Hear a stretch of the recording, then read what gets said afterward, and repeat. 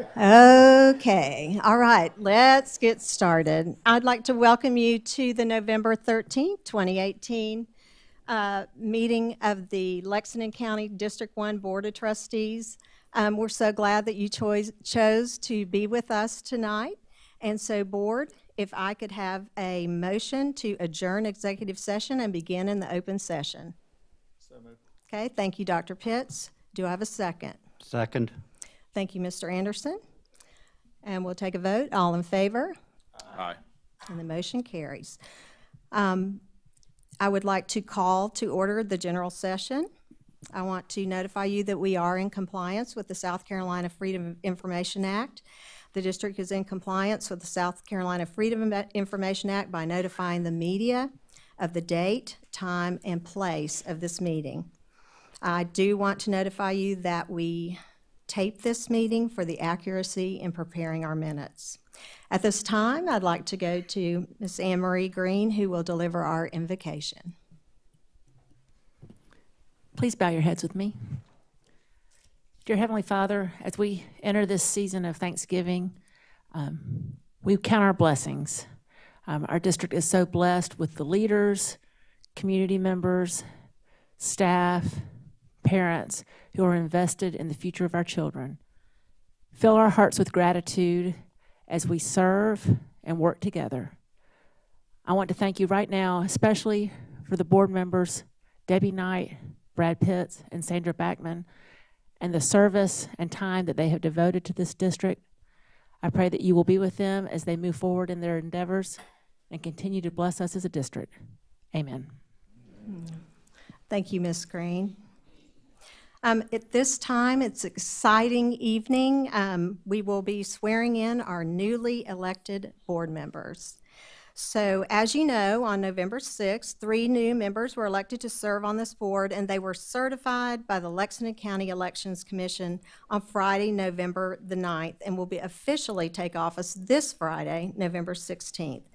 They are guests here tonight to be sworn in, and we're pleased to have Judge Jimmy Spence with us to swear in the newly elected board members. So, Judge Spence, thank you for assisting us in this, and I will turn the matter over to you. Thank you. Madam Chair, members of the board, may I approach? Yes.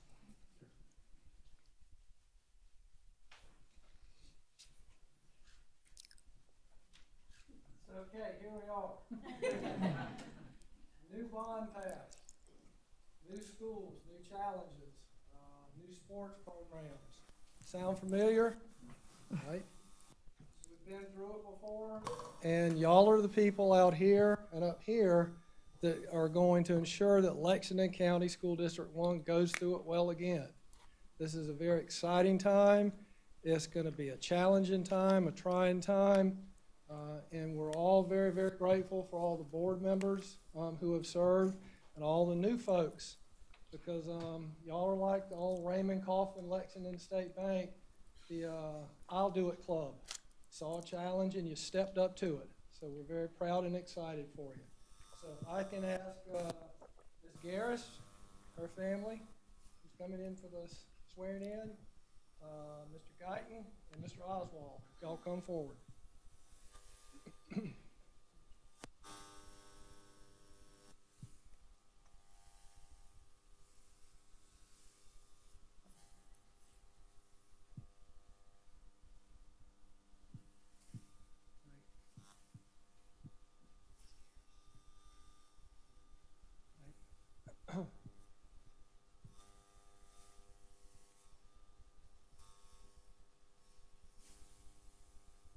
All right, I see one Bible, one Bible, one Bible. All right, we're going to do this each individually.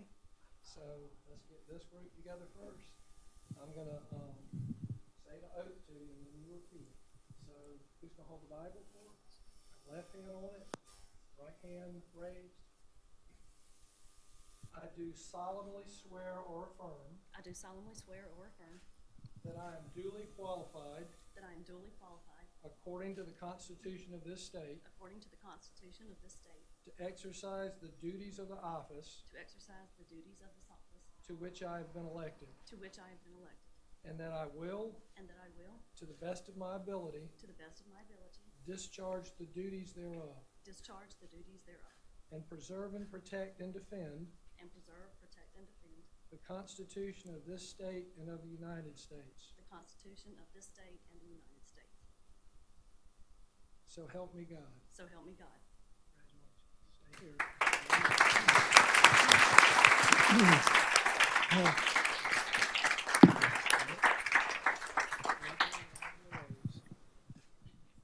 I do solemnly swear or affirm I do solemnly swear or affirm that I am duly qualified, that I am duly qualified, according to the Constitution of this state, according to the Constitution of this state, to exercise the duties of the office to exercise the duties of the office to which I have been elected, to which I have been elected, and that I will, and that I will, to the best of my ability, to the best of my ability, discharge the duties thereof, discharge the duties thereof, and preserve and protect and defend and preserve and protect and defend the Constitution of this state and of the United States. the Constitution of this state and of the United States. So help me God. So help me God. Congratulations. Hey, come in here. Okay, y'all come in here and get on this. Left hand, right hand up. Everybody on it.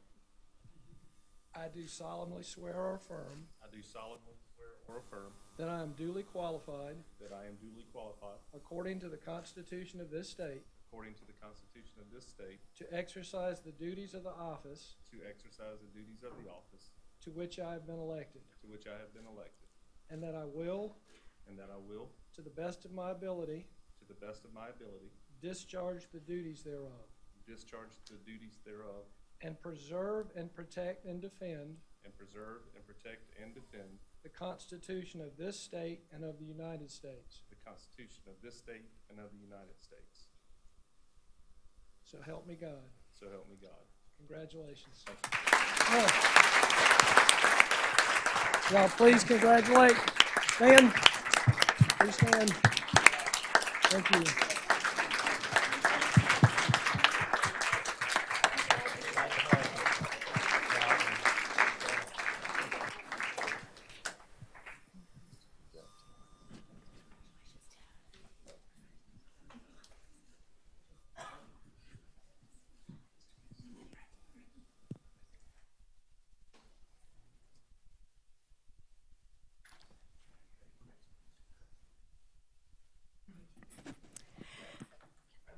Yes, you may. I was just going to say thank you, Judge Spence, for your continued support of public education and your service to our community.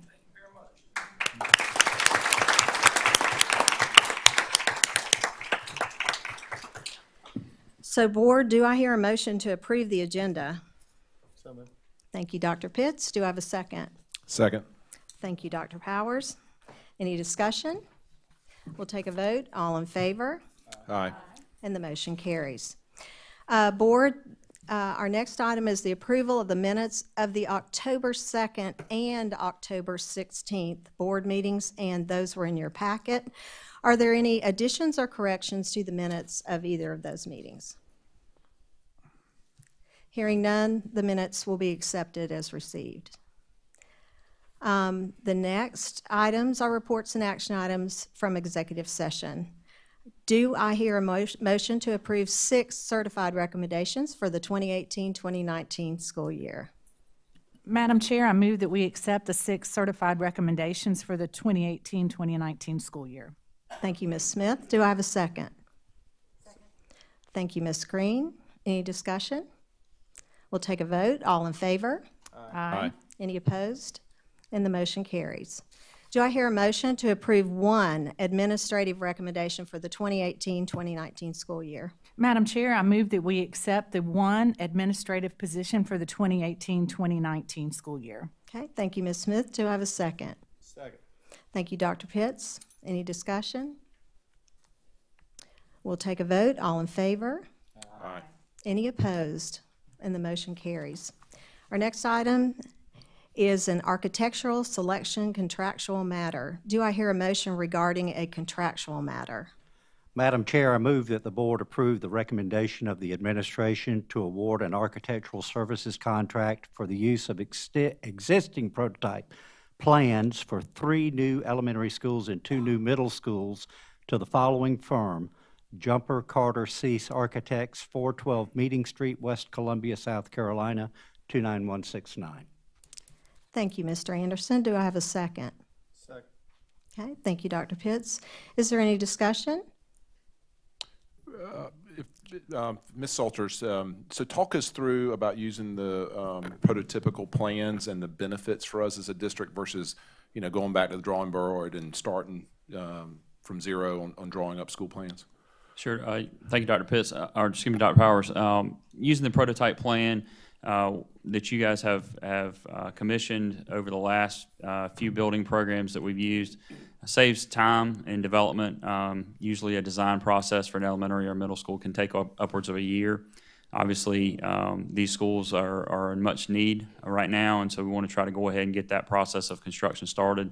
So by using the prototypes, we'll gain time in the construction schedule.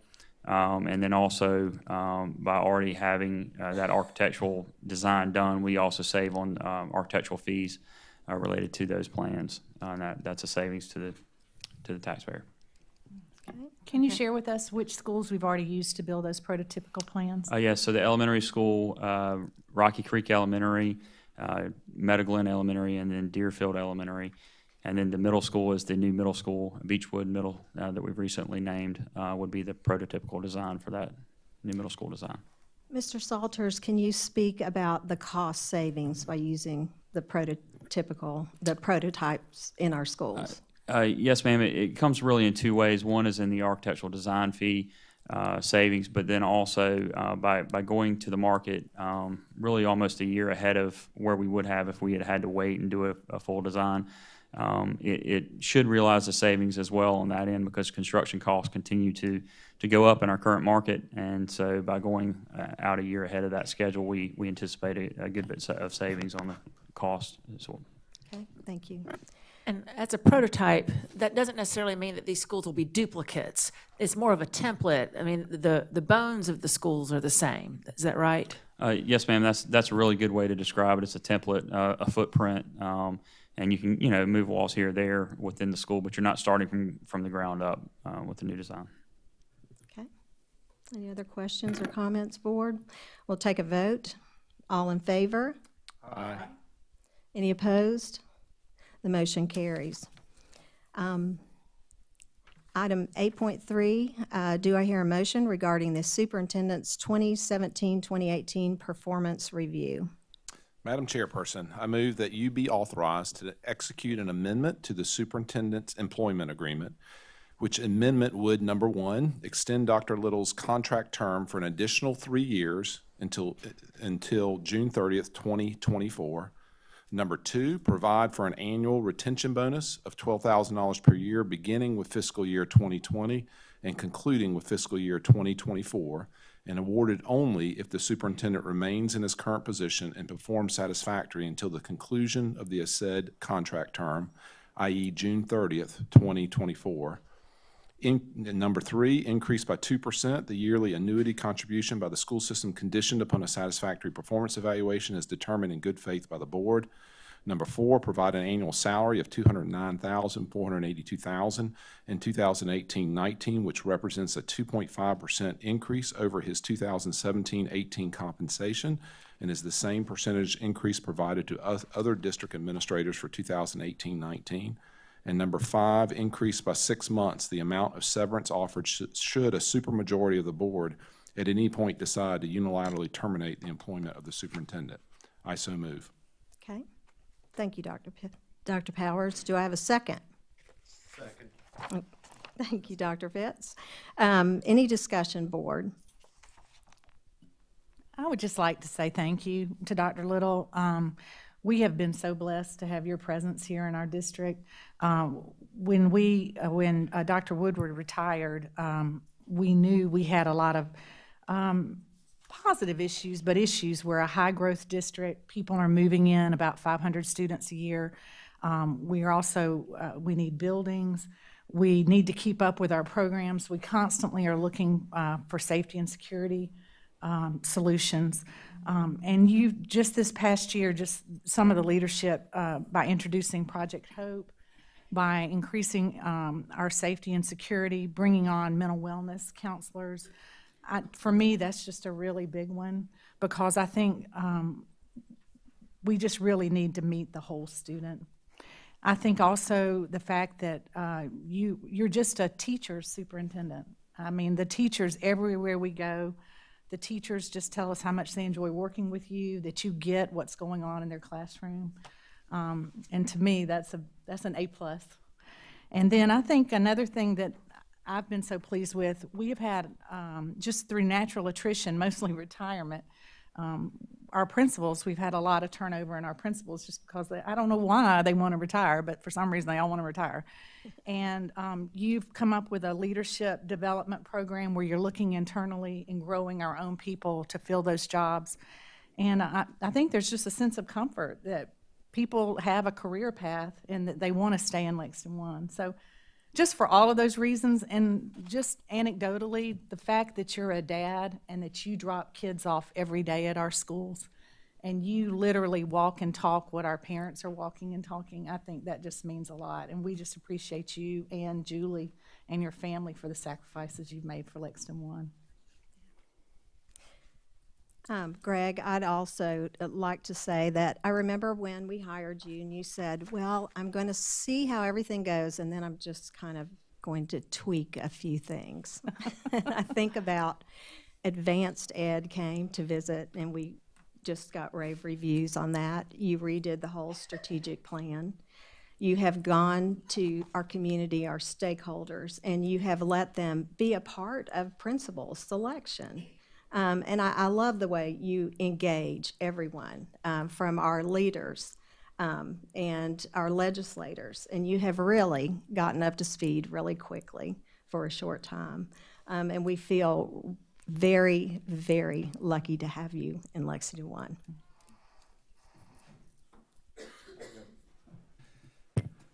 Well, as one of the members that is now going out and leaving, my biggest thing when I was on this board in the 8 years I've been here, one of the biggest things we had to do was hire a new superintendent. And I can say for a fact, it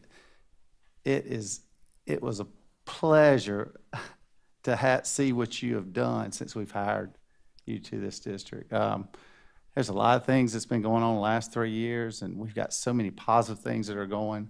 Now we got a new bond referendum that you're going to start showing leadership on, and I'm very happy that you're in that role. It's just been to do what we did so many years ago when we hired you, to see where you've come to this point. Think about Superintendent of the Year and all these different things you've implemented, and I just feel real good about our future, the vision that you have, and I just want you to keep on going strong. I'm counting on you, all right? I was seeing you from a different angle, but I'm counting on you, okay? So, but no, very proud of you, and you just keep doing what you're doing, okay? And I'm going to keep this brief because we have a half a page of agenda left. But, you know, all the things that Cindy and Brad and Debbie have said are really things that are moving us forward internally. But one of the things about Dr. Little that I've been most impressed by is Lexington 1 is regarded as a model school district in our state. I mean, we really are just looked to as a standard bearer. But what has really impressed me about you is the PR that you bring, to the positive PR that you bring to our district. And we go to school board association meetings and other board members from other districts and superintendents. Oh, that superintendent, y'all, I love y'all superintendent. And I want to say you can't have him, but really within our community leaders, our legislative delegation, everybody just looks to you, and you just set such a positive forward-thinking, forward-moving image for our district, and I think that is so important because we're fast-moving, and honestly, I think he has more energy than anybody else, and I think that's great for a district that's growing and changing as fast as we are. So I just admire the way I feel like you're always 5 steps ahead of everybody else in the room, and I think that's what it takes. So I really appreciate that. And I want you to leverage all that energy, and I would ditto all the comments, but also make an ask. I think public education is under assault in our state, and I want you to continue not only advocating for our district, but advocating at the state level with our county council and our legislative delegates on creating a sustainable funding model for public education. Because with each budget cycle, we continue to struggle to pull the pieces together.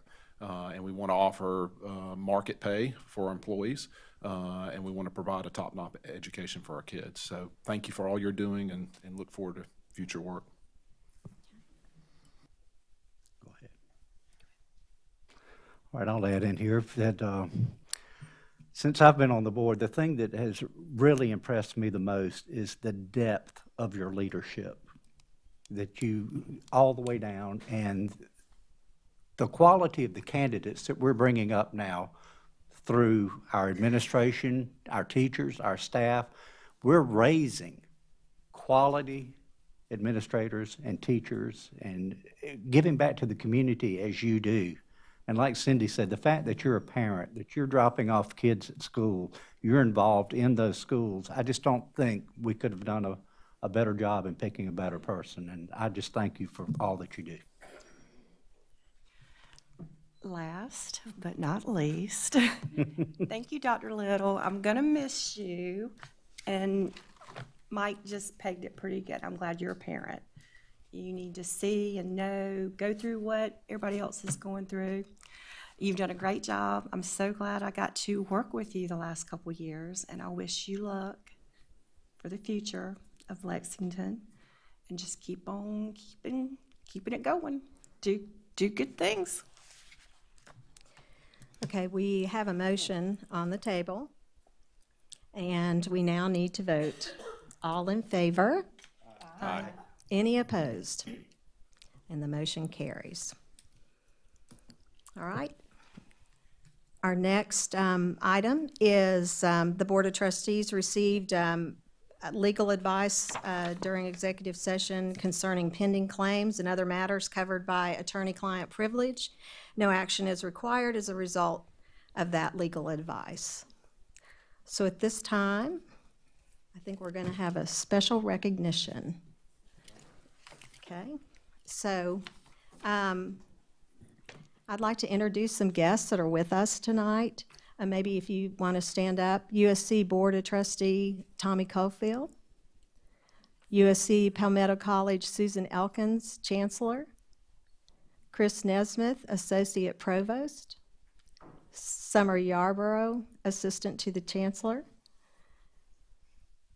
Janice Hoffman, Director of Business and Finance, Jay Darby, Director of Communications, Mayor Steve McDougall, Economic Development Director Johnny Jeffcoat, USC Sumter Dean Mike Sontag, and Academic Dean Eric Reisnauer. Okay, at this time, I'll turn it over to you, Dr. Little. So thank you very much. But before I say this, I think it is fair to say that actually Julie drops the kids off at school. So I just want to make fair that if it gets back to her that I don't give her credit that she does the dropping off, it may be trouble. So I just want to say, but thank you very much. Yes, I have done it before. Yes, that's true. But again, thank you so much for your kind words. And this really launches into what we have next. So we have been working on this concept probably since I was hired in May of 2016. In June of 2016, the mayor wanted to eat lunch with me one day, and we started talking about this concept of what would happen if we could bring a higher education footprint to Lexington. And at first, it just started out as this dream, and we didn't really know how we were going to do it, but we kept plugging away at it, kept plugging away at it, kept plugging away at it. And we were able through Dr. Elkins and her work to tonight we're going to dedicate a transfer center from the USC's Palmetto College that will have a presence on Lexington Middle School's campus, and that they will be open for business on Tuesdays and Thursdays from 4 to 7 p.m., and that the purpose of that transfer center is to assist community members who have started a degree and have not finished, but have an opportunity to finish right here in Lexington and taking courses online, but having a support system here in Lexington. We also have a wonderful partnership with USC's Palmetto College. They have, I can't even tell you the impact that they've had on our dual enrollment courses. This year we have more than 430 students taking dual enrollment courses, and that's in large part because of the work that USC Sumter has done, and USC Sumter is under that umbrella. We are working right now to establish an early college, and that early college will be an opportunity for our kids to graduate from high school with an associate's degree as well as a high school diploma free of charge. And that's in large part, again, because of our partnership with USC's Palmetto College. So while this is a new part of that partnership, this is not a new partnership.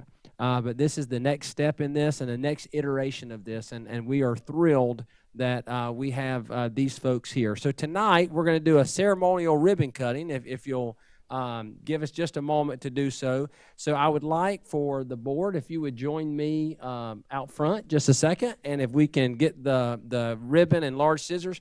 We told the police officer that these were not weapons, that this is a actual, just scissors.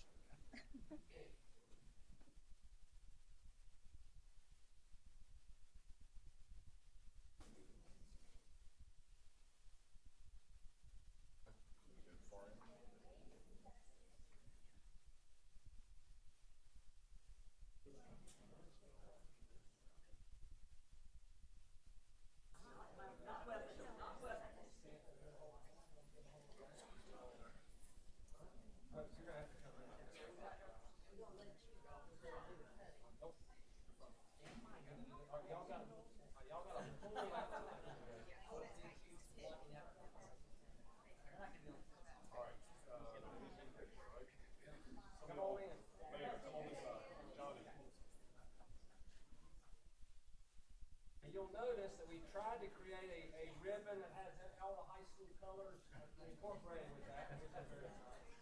Oh, watch out. Watch out. Everybody ready? Again, thank y'all so much for your partnership. This is going to be an incredible opportunity and just the beginning.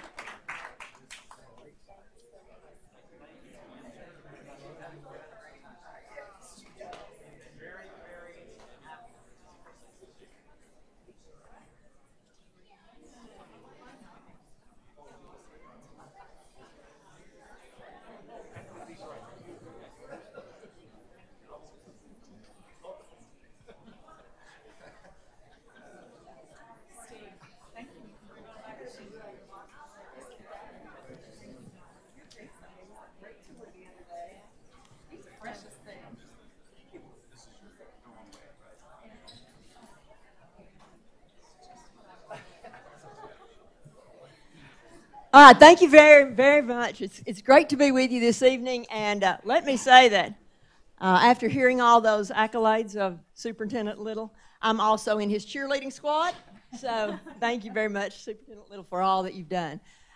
It is wonderful to be here as we bring K-12 education and higher education together, because after all, it's about educating from birth to death, that lifelong learning. And we are just thrilled to be able to be here and do this. I would be remiss if I didn't thank those people who are here tonight, in addition to the superintendent, board members, and all the leaders here that have been involved in this project. Also with us, Trustee Tommy Cofield, who's been introduced, representing the USC Board of Trustees, a Lexington resident, and most importantly, his wife is also a teacher in this school system. So he certainly knows what's going on here in Lexington as well. Trustee Thad Westbrook could not be with us tonight. He is on a plane on his way back from California. He said, my plane lands at 8:30. If I get back, I'll come by. According to the superintendent, we're going to be adjourned by then.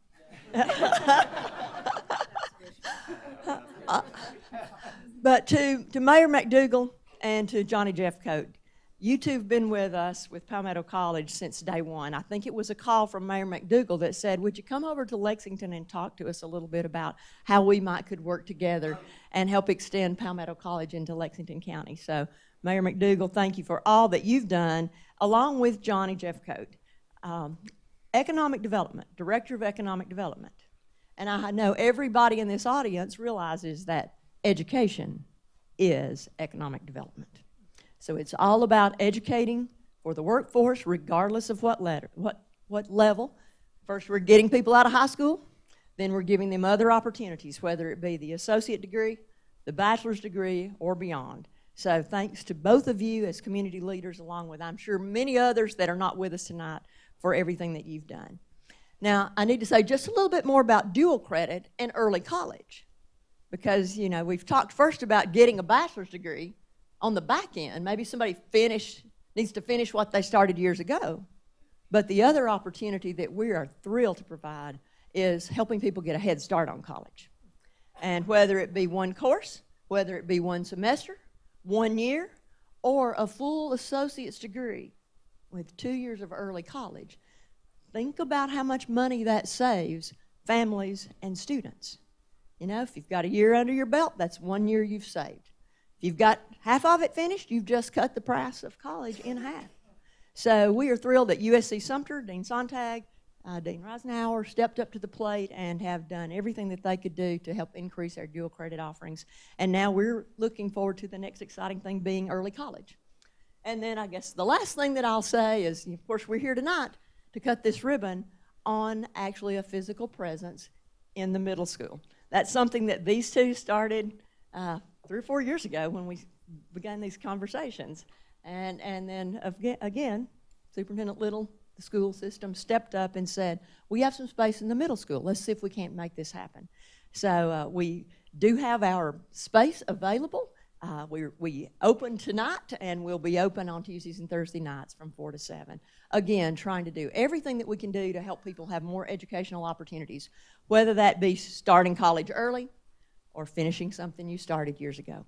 So again, thank you for all that you've done, and it's a privilege to be with you tonight. Thank you.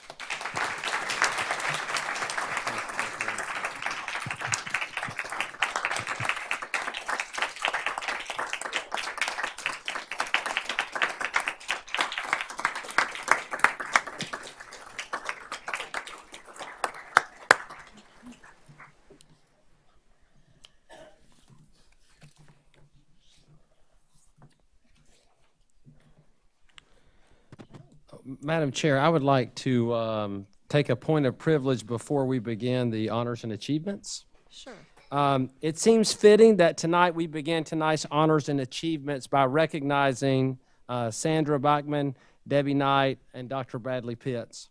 These three individuals came on the board together 8 years ago, bonded quickly, and decided to leave our board once again together.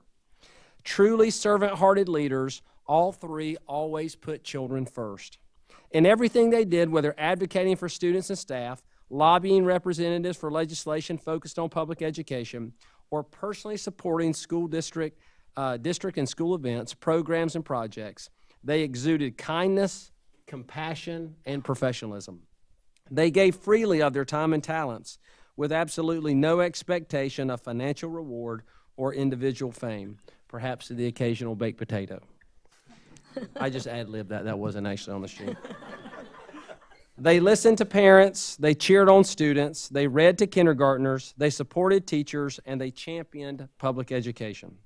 Each of you proved invaluable as board members and leaders in our district, and we will miss you. And we want to make sure that you do not forget us, and so we have a gift for each of you. It's a frame print called Our Greatest Contribution.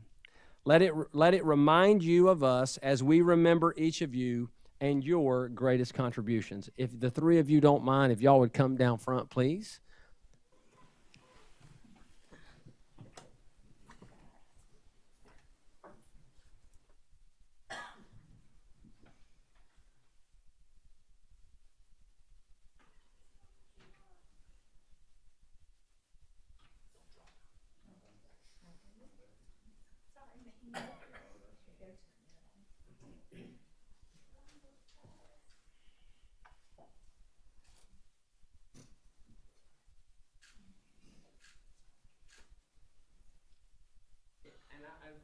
also get their family. I see some family members here. If y'all would come up too as well, please.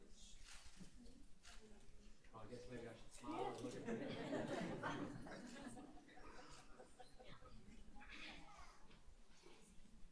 Come on up.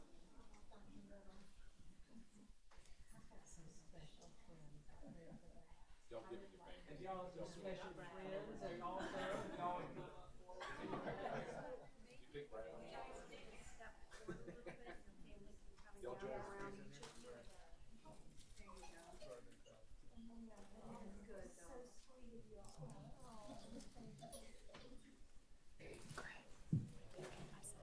We would also like to thank all of our families of our board members for all the sacrifice they have provided.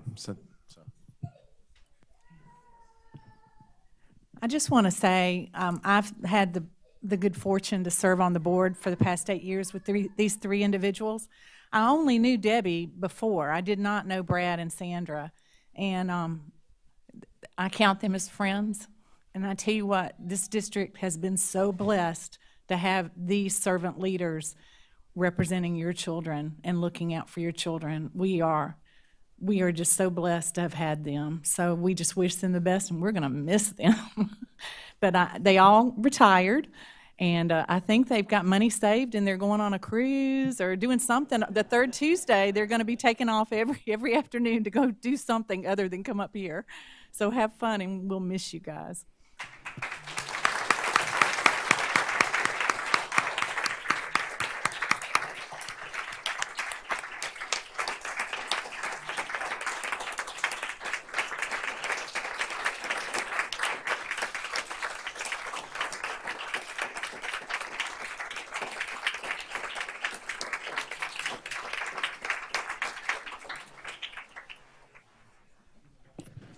I'd like to add just real quick, as I was thinking about these three board members leaving us, I couldn't help but think of the Ronald Reagan quote, there's no limit to the good you can do if you don't care who gets the credit.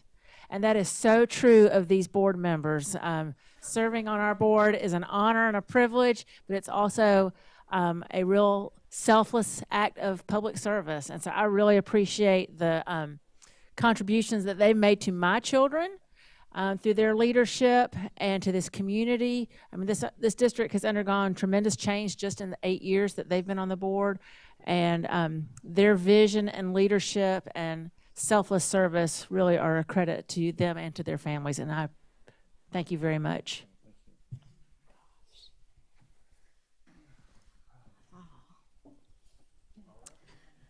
Oh, my goodness. Thank you all so much. And thank you to teachers, to principals, to administrators, to SLT for just your kindness and your friendships. It has truly been a labor of love for me because my kids graduated from here. Thank you again for everything. I would like to say also thank you, because this has been it's been a great life experience I've had for the last 8 years. I mean, coming from being a doctor and doing it in my own little practice and just involved in my own little small world, to be able to get out and get into this type of environment and see how a school district functions and works, and being able to work with people that have the greatest heart to be able to take care of the kids in this district. And I've got 2 kids in this district, and I can say for a fact I wouldn't want them to be in any other district. This is by far the best district in the state, and I don't care what anybody says. So yeah, I truly thank the time that I've been here and the people I've worked with, and this is a great board, and it has been a pleasure. So thank you. Y'all are making me speak again. Y'all know I don't like that. I've really enjoyed being on the board for the last 8 years. It's really opened my eyes to how the district works, how the town works. I've learned so much. I never thought that I would learn as much as I did. And there is no handbook on how to be a board member. You just kind of wing it. You learn by making mistakes, and you just keep on going and you keep on learning. And I have. But I've really enjoyed it. I've enjoyed these fine people up here. Y'all made me laugh, cry, and it's been good.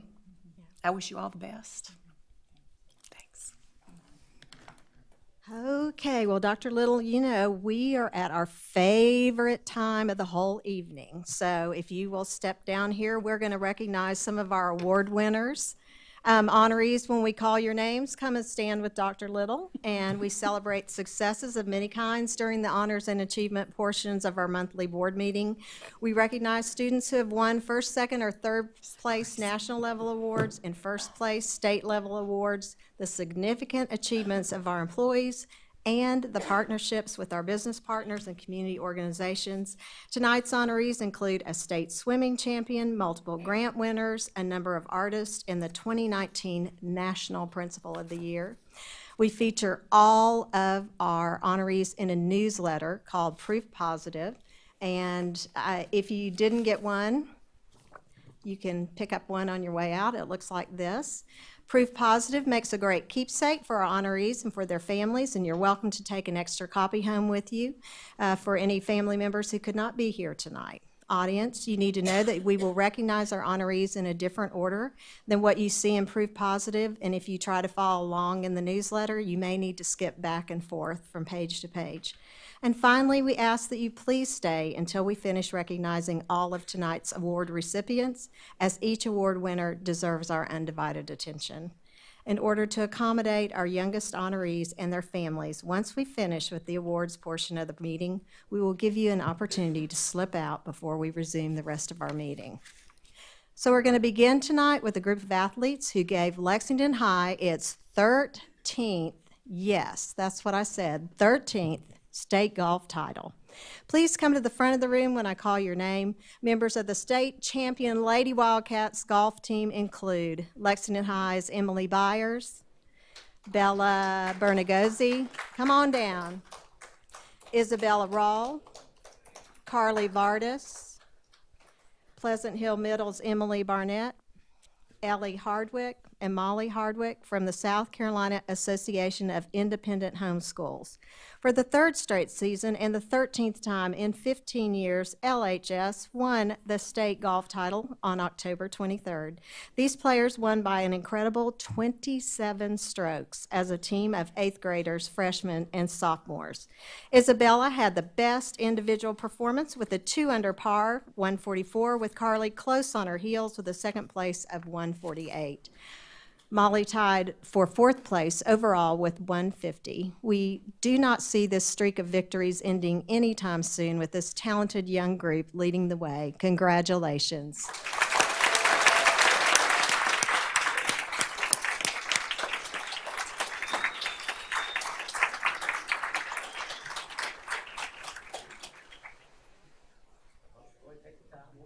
There we go.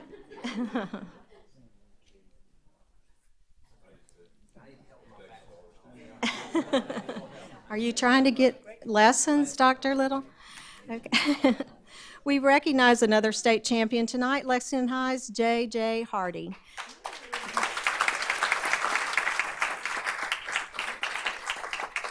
Competing in the 100-meter butterfly at the state swimming championships, JJ won with a time of 50.45 seconds. Leading up to the state championship, JJ also won the 50-meter freestyle and 200-meter freestyle in the final home meet of the season. He collected first-place victories at the Blue Devil Invitational at Dreer High School, winning the 200-meter freestyle and the 100-meter butterfly races. Thankfully, JJ is a junior and will come back to swim another season at Lexington High. Congratulations.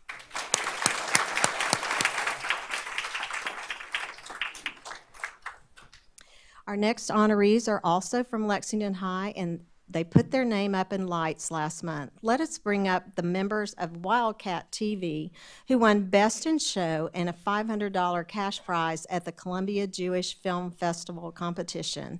Winners include Hayden Boozer, Josh Carroll, William Crouch, Chase Daabo, Greer Fowler, Valerie Heaton, Peyton Hollis, Hannah Norris, Joseph Kwan, Morgan Risch, Emmy Thompson, and Coleman Verberg. Students submitted their film called It Doesn't Take Much to Be Kind to the Films Festival Short Film Competition. The film portrayed the idea of low ta'a mode, or not standing by when people threaten or mistreat another person. The Nickelodeon Theater in Columbia showed the winning film during its Sunday Shorts program on October 21st, and we applaud these students for tackling a complex subject with creativity and care. Congratulations.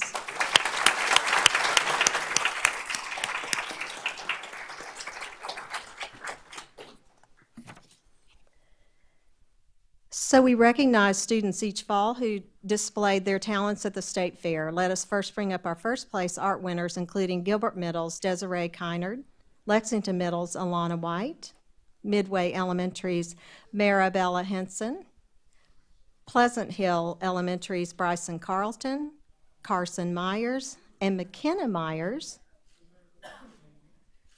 White Knoll Elementary's Oliver Logston, White Knoll High's Mackenzie Organ, and Preston Wages. These students won first place ribbons for 2D art, 3D art, or photography. In fact, McKenna won Best in Show from all elementary photography. We celebrate 3 winners in the home and craft competition, including Pillion Middle's Gabriella Beliza, and Emmeline McKelvey and Eliza Mills from Pleasant Hill Middle. Emmeline won first place for the second year in a row for her baking, this time for her key lime pie. And Gabriella also baked up a first place prize, winning overall purple ribbon for the best decorated cookies. Eliza brought home a blue ribbon for her carefully handmade quilt. Congratulations.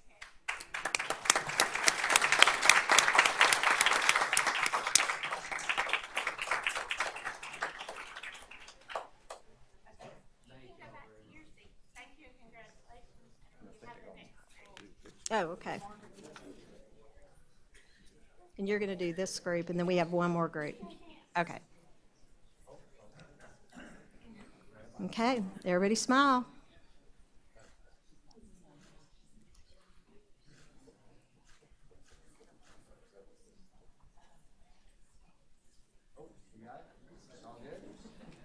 Okay.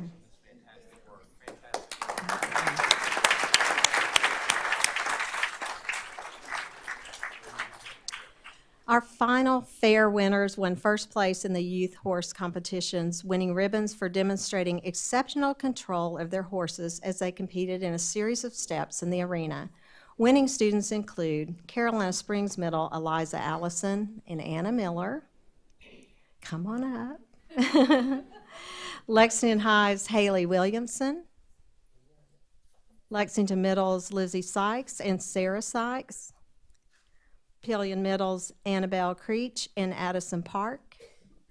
Pleasant Hill Middle's Molly Kazimko and Ethan Willie. Congratulations to all of our blue ribbon winners.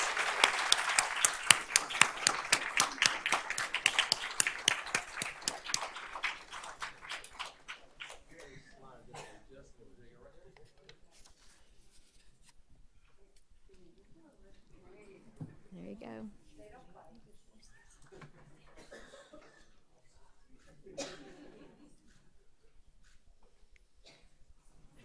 Okay, everybody got everything? Okay, Mrs. Knight, in front of the people from USC, I think they have an incredible equestrian team. Y'all might want to check out some of those winners. Absolutely.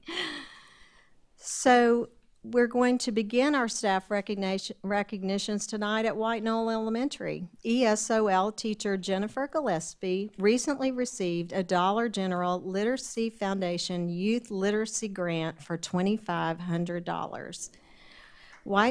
Yeah, congratulations. White Knoll Elementary will purchase professional development resources for all teachers to provide targeted small group instruction in reading and writing, and creating a common language and philosophy around literacy instruction improves how teachers implement instruction for a diverse population of learners. Thank you, Mrs. Gillespie, for seeking out this funding for your fellow teachers. Congratulations.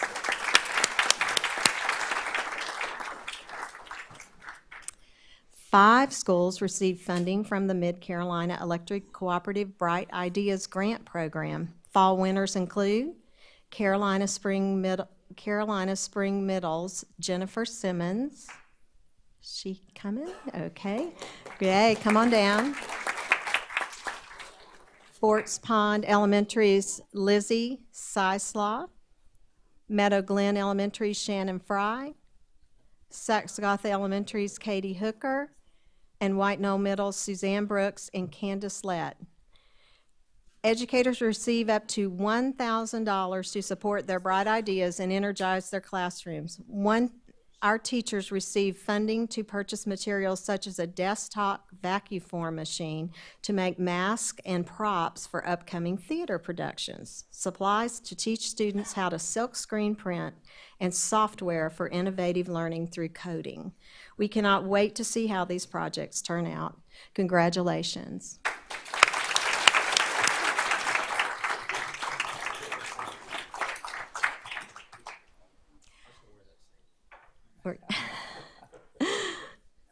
Now, Dr. Luke Clamp, if you would please join us up front. Dr. Clamp, are you here? There we go.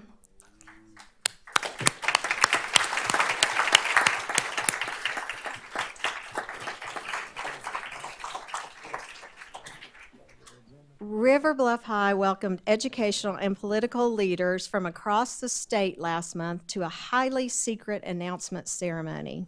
During a surprise pep rally, the National Association of Secondary School Principals revealed that the 2019 National Principal of the Year was Dr. Luke Clamp.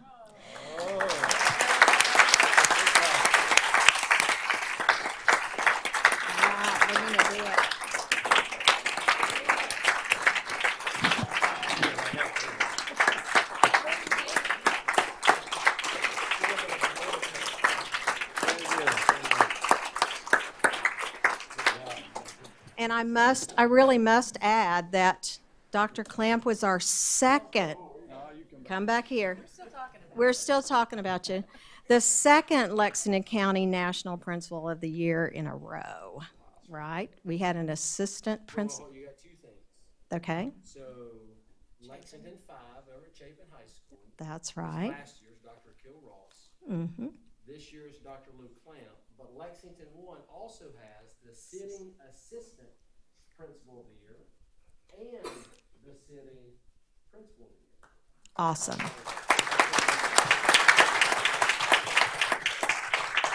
So, I hate to say I remember this, but even before the doors to River Bluff High opened in 2013, I think you had a portable at Midway, did you not? To plan. He worked tirelessly to create an environment that would support, engage, and challenge students and staff.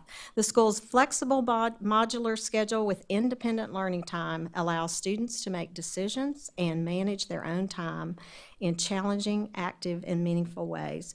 Under Dr. Clamp's leadership, graduation rates and test scores increased significantly. But as he will tell you, he values the personal connections he makes with students even more.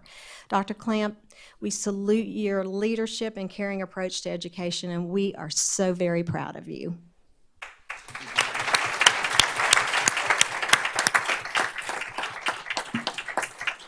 I'm told to also say that both of those winners, actually all three of those winners that I just announced, graduated from the University of South Carolina. Oh.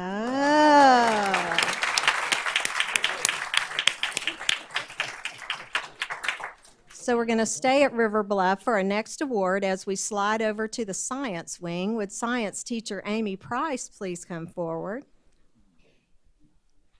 Palmetto Pride partnered with the South Carolina Department of Corrections nursery operations to grow dozens of trees to beautify public places such as parks, schools, and churches in South Carolina. River Bluff High received 30 dogwood trees to brighten the school grounds for years to come as part of Mrs. Price Palmetto Pride Tree Grant. As a result, Mrs. Price and her students planted those 30 trees, and we cannot wait to drive by and see them. Thank you, Ms. Price, for seeking out this opportunity for students.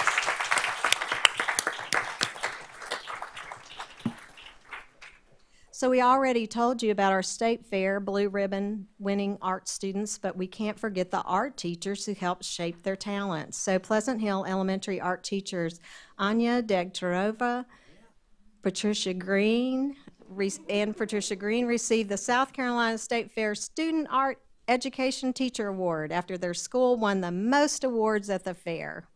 16 Pleasant Hill Elementary students won first, second, or third place ribbons in addition to multiple merit awards. These art educators shared a combined 39 years of experience inspiring students to think outside the box. Congratulations to both of you.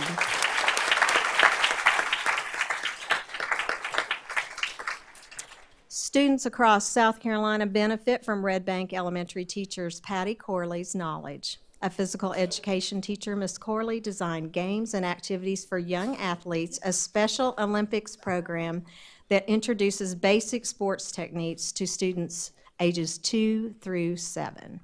Special Olympics South Carolina published Ms. Corley's activities in a challenge book that all South Carolina schools can use. And teachers use the resource as a guide to support their athletes with special needs. So we want to applaud you, Ms. Corley, for your support of students at Red Bank and students across our state.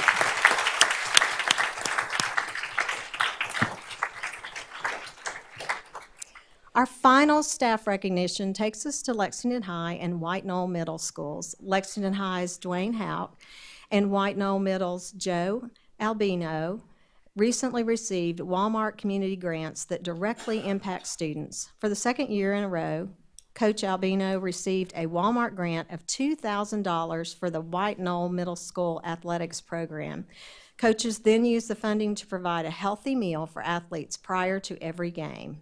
At Lexington High School, Ms. Houck used her $500 Walmart grant to take learning outdoors. With her grant, the school purchased picnic tables with umbrellas to create an outdoor learning space for students. Thank you both for filling these unique needs for your students and for your schools.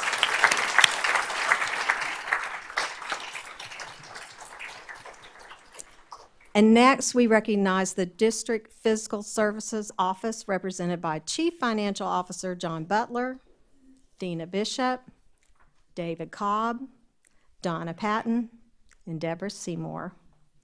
Fiscal Services received a Certificate of Excellence for fiscal year 2017 Comprehensive Annual Financial Report from not only the Association of School Business Officials International, but also the Government Finance Officers Association.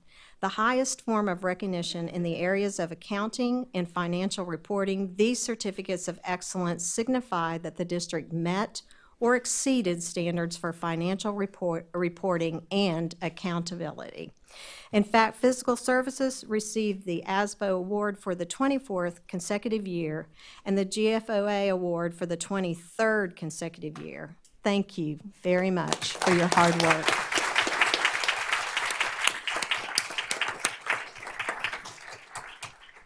So we boast yet another national academic honor tonight. Would Meadow Glen Middle School Principal Dr. Bill Kuhn come forward?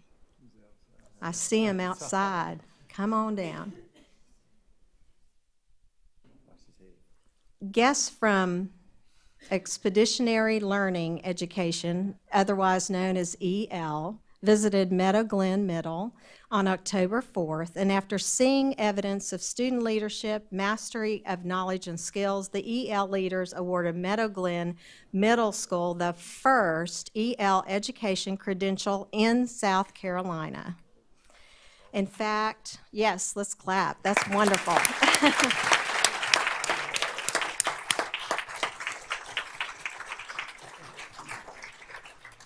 In fact, only 36 schools nationwide have earned the distinction of becoming an EL education credentialed school. Now, Meadow Glen Middle represents South Carolina as the first EL school in the state, the first middle-level EL school, and the first nationally credentialed EL school in state history.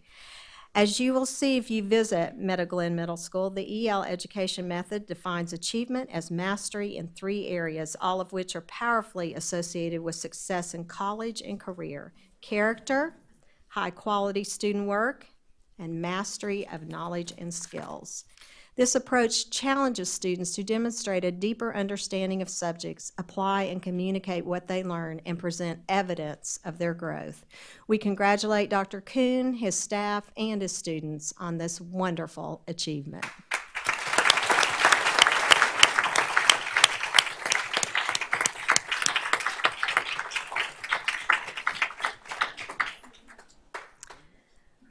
The combined efforts of our teachers, students, staff, and administrators resulted in this next award. For the 4th year in a row, readers of the state newspaper voted the district the best public school district.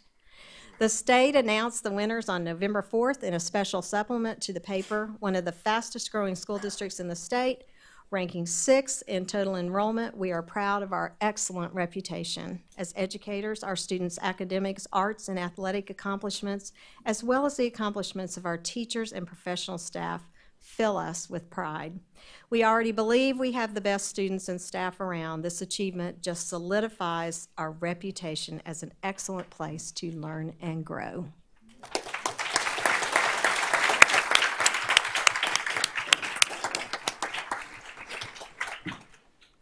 So at this time, Julie Washburn, Executive Director of the district's Educational Foundation, will present the final awards of the evening. She'll announce the annual LEAP winners, including schools with 100% participation in the giving campaign.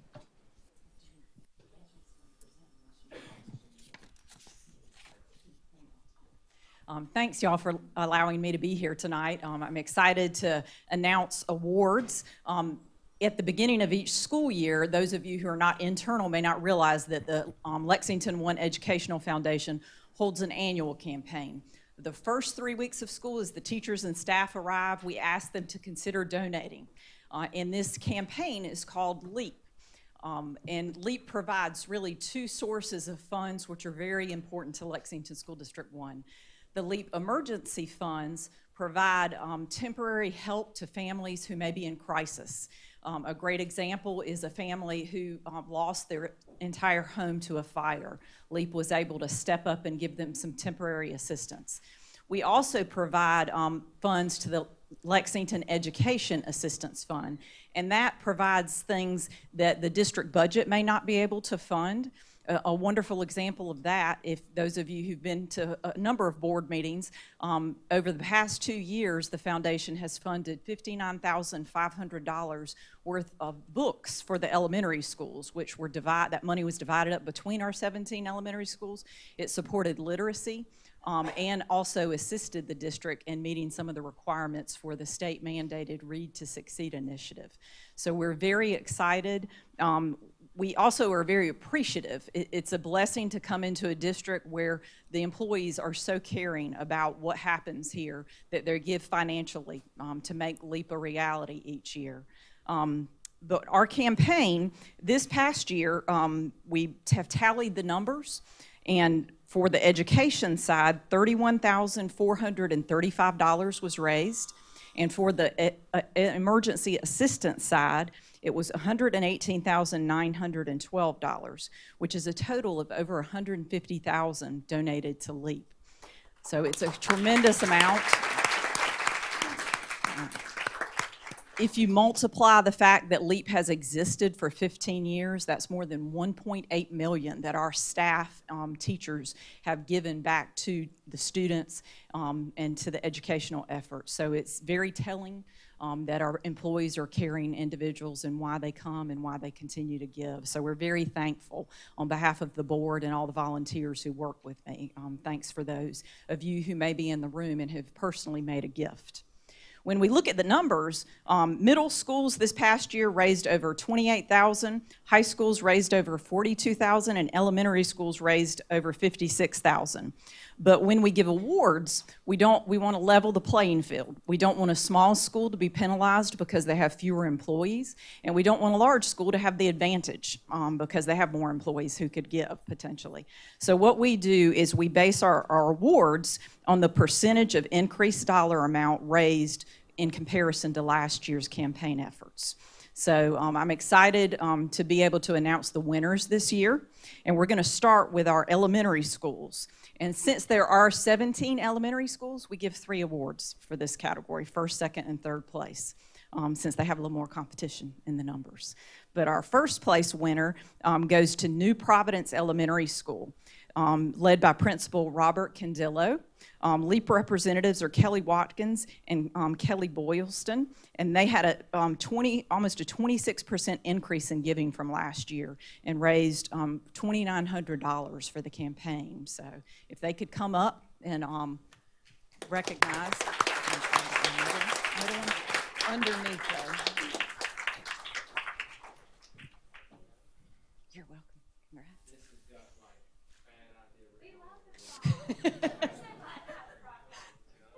We have a little frog theme going with most of the awards. You might be able to see. Our second place goes to Oak Grove Elementary, led by Principal Sherry Cairns and LEAP representatives Mary Catherine Wisnett and Diane Schott. They had a 15% increase in giving and raised $3,300 this year for the campaign. Yeah, stay up. I want y'all to stay up front for a group picture. That's okay. Yeah, you can set it. I don't right know if they're on here there tonight. you want to. Our third place winner is Gilbert Elementary School, led by Principal Heath Branham and LEAP representatives Ryan Allman and Ginger McCullough. They had almost a 9% increase in giving from last year and raised over $3,100 this year to help LEAP. Thank you.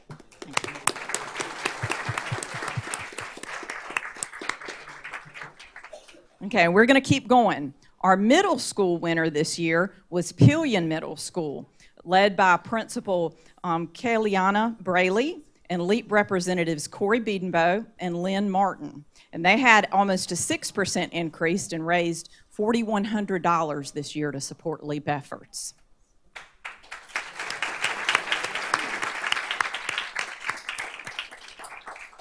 We have a little change of theme. We have helping hands here. I don't know if the middle school kids would think the frogs are cool. We think the frogs are cool, but.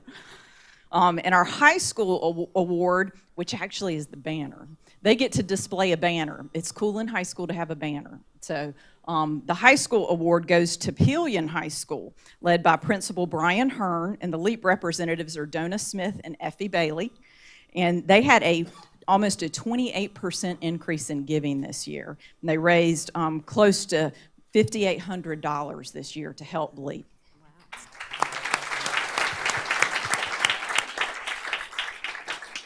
And then our support services or the district staff, we also compete against each other. But our winner this year is actually the maintenance department, led by John Steinmeier.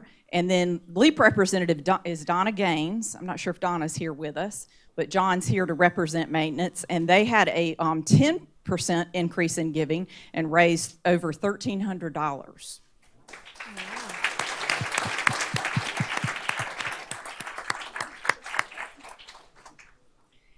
And then do we? Oh, okay. We'll do this group and then we'll do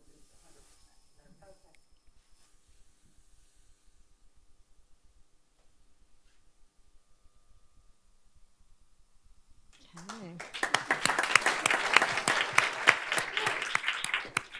Y'all get to place those awards in the banner in a cherished place in your schools. And it's kind of cool because the schools do get to take those back to their home and display them for the next year. So it's a wonderful thing that they've done because the foundation naturally, the foundation is run by myself and then I have two and a half staff members, so naturally we cannot make it to every school to promote LEAP. So we depend on our LEAP representatives to really be the cheerleaders and encourage others to give. So they're extremely important in not only the campaign efforts, but then also helping us to administer LEAP assistance throughout the year.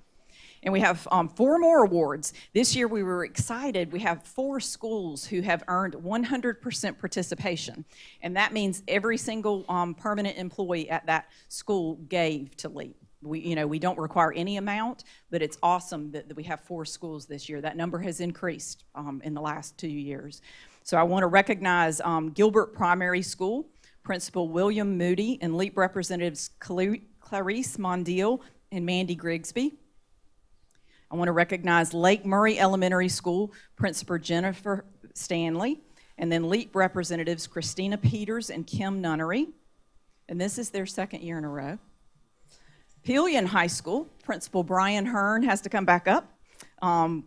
LEAP representatives, although they're not here, but Donna Smith and Effie Bailey. And then Rocky Creek Elementary School Principal Brenda Nichols, and LEAP representatives are Andrea Davies and Paula Langdale, and that's also their 2nd year in a row. So that's a really big deal. We have plaques for them to display in their schools to basically, communicate to others how important LEAP is. So we appreciate their efforts.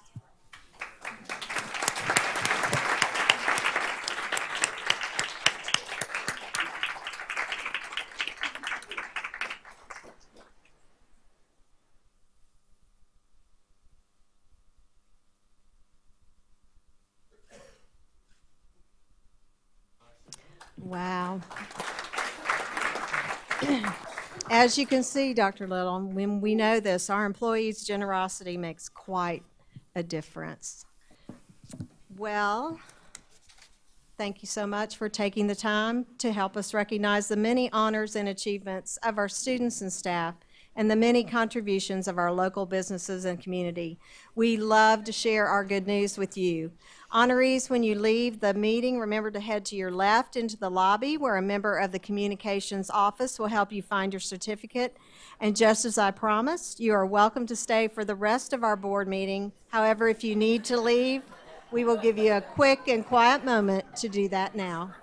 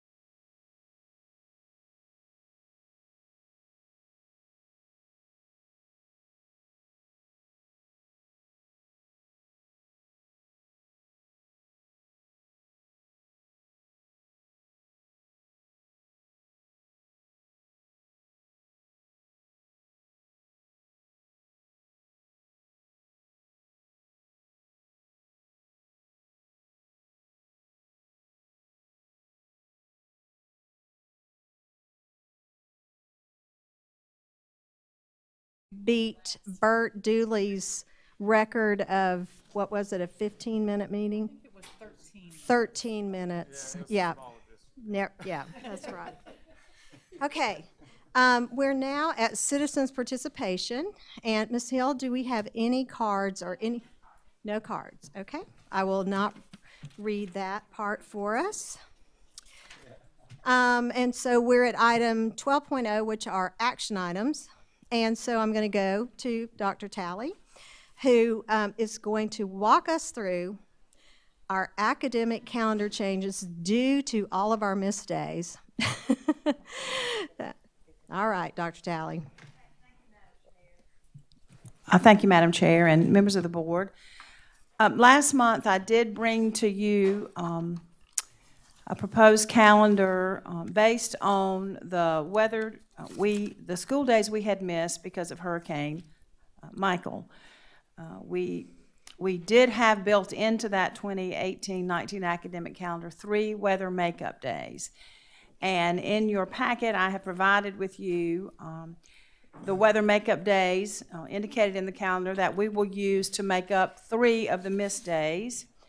Those weather makeup days are February 18th, March the 15th, and April the 22nd. Those were already built into the calendar.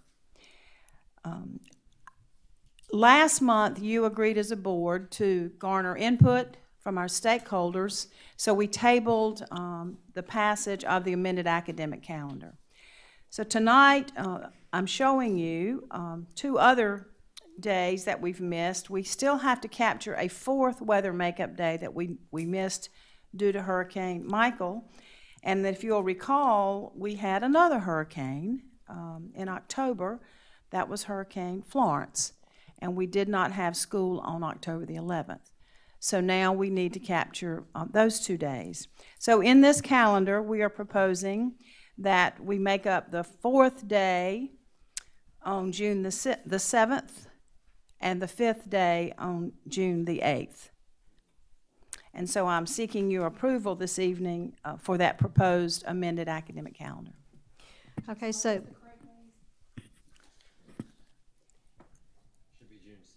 June. What did I say, 7th and 8th? I meant to say 6th and 7th. I 6th and 7th. apologize. June I'm 6th and 7th. tired. It's almost 9 o'clock. I understand that. I apologize. Yeah, so board members, you've heard the recommendation of the administration. Do I now hear a motion regarding the 2018-2019 academic calendar? Yes, Madam Chair, I move that the Board of Trustees accept the revised 2018-2019 academic school calendar as presented. Okay, all right. Do I have a second? Second. Okay. Any discussion? Mrs. Knight, I would like to offer an amendment to this calendar. We clearly heard from our stakeholders, which were primarily our teachers and parents, that June 6th and 7th just does not buy that much academically at the end of the year.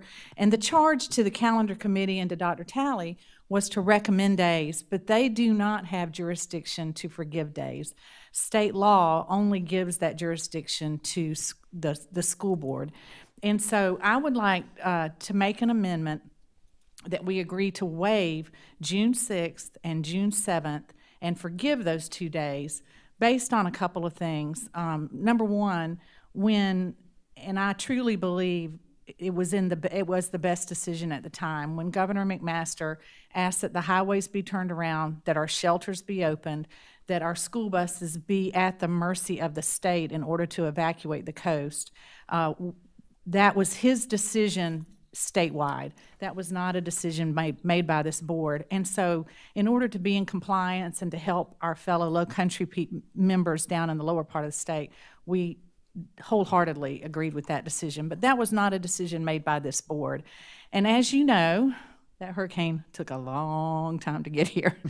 And so, that was through no fault of our students or our parents or our teachers that we were home waiting on that hurricane to come. And so I feel like with all that happened, to have 2 hurricanes back to back, it was just a lot on our community. So I would like to make an amendment that we forgive June 6th and June 7th, 2018, and waive those days and not add them on to the end of the calendar. I have had a couple people ask me, why did the calendar committee not insert those days into spring break? And I would like to address that. This board views spring break as family time, and a lot of our families have already made plans. They do view that as a time for them to be together as a family, and so we try really hard, unless there's just extenuating circumstances, to bump into spring break. All that being said, I am going to say something that's probably not going to be super popular, but it needs to be said. We have not hit winter time. We have not hit our ice days. We've not hit our snow days. So this forgiveness will only apply to June 6th and 7th per the amendment I'm recommending. The Board of Trustees, if we have further weather days where we have to miss school, I would like to state out loud that the board will revisit those as they come up. This is just for these 2 days. This is not a blanket forgiveness for any future days we miss. And God willing, when the creeks don't rise, we're not going to have any ice days. So I'd like to propose an amendment to forgive June 6th and 7th, and I also would like to thank the calendar committee and Dr. Talley for recommending those days and adjusting that calendar for us. Okay, thank you, Ms. Smith. Do I have a second? Second. Okay, thank you, Mr. Anderson. Any discussion? I would just like to, again, thank you, the community, for giving us feedback, because I think all of us as board members receive 30, 40-plus community members, including teachers, and we listen. So thank you. And I want to take a point of privilege to just thank Dr. Talley for working on this calendar. We have so little wiggle room because our legislature has taken away our autonomy in our own start date. We have a uniform start date. So our semesters are unbalanced. And when you have weather like we've had, it just made it even harder to figure out how to get all the instructional hours in. And I heard great things from teachers assuring me that they were going to make sure those kids had exactly what they needed before testing. So our motion has been amended. We have a second. We will now. Ms. Knight, may I make just Oh, I'm sorry. That's all right. I just want to make one quick comment. I'm just kind of building on what Ms. Smith said. State law allows the governor through executive order to cancel school, but he cannot forgive our days. That is a power that's given just to the local school board. And as Ms. Smith said, we have one more day available to us. And we just need to pray that there's no bad weather, because it's going to be very difficult to find a time that doesn't make a lot of people unhappy, to reschedule future days in a very tight calendar as it is. And I, for one, do not want my kids to go to school until the middle of June. So that's not favorable to anybody. So, but I think that this amendment is, for this point in time, is the best option for our community and our school. Okay. Anyone else have a comment or want to say anything? Okay. We'll take a vote on the amended motion. All in favor? You've got to vote on the amendment first. Oh, Then I got to we vote. on the Okay. amended We will motion. vote on the amendment first. All in favor? Aye. Any opposed? Okay. The amendment passes. And now we're going to vote on the motion as amended. Okay, we're going to vote on our motion as amended. Do you want to restate? Yes. Madam Chair, I'd like to propose that the earlier motion to include the June 6th and June 7th, 2018 days, that we did motion for that acceptance, but then we amended it to forgive them. So that will count as our makeup days, but we are forgiving them. Okay. Do I have a second? Second. Okay, thank you, Dr. Pitts. Now we will take a vote. All in favor? Aye. Any opposed? And the motion carries. All right. We'll now go to Mr. Stacy for policy GCOA, evaluation of the instructional staff. Thank you, Madam Chair. Board members, I bring to you tonight policy GCOA, evaluation of instructional staff, for second reading. State requirements for certified evaluations changed in a prior legislative session, and so we present this policy for second reading. It includes specific information about evaluation of certified staff members and comes from the model policy recommended by the South Carolina School Boards Association based on federal and state laws. It replaces the current Lexington District 1 policy, GCOA. That policy is also included in the packet. So we present this to just for second reading and for action tonight. Thank you. Okay. All righty. Board members, you have heard the presentation regarding policy GCOA, evaluation of instructional staff. Do I now hear a motion to approve this policy as presented?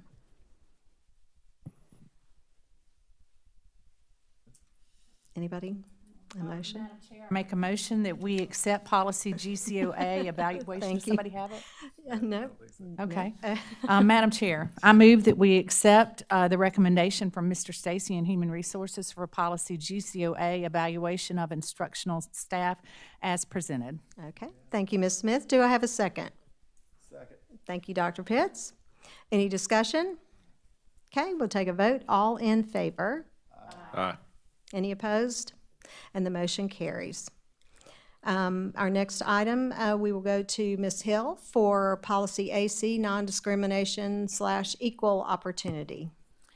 As you remember from the previous board meeting, the General Assembly has actually expanded the state law, which requires employers with 15 or more employees to provide reasonable accommodations for their employees who have medical needs arising from pregnancy, childbirth, or other related medical conditions. What we are doing is updating our policy to reflect those changes in the law. And so we had already recodified, so you don't hear me asking for the recodification.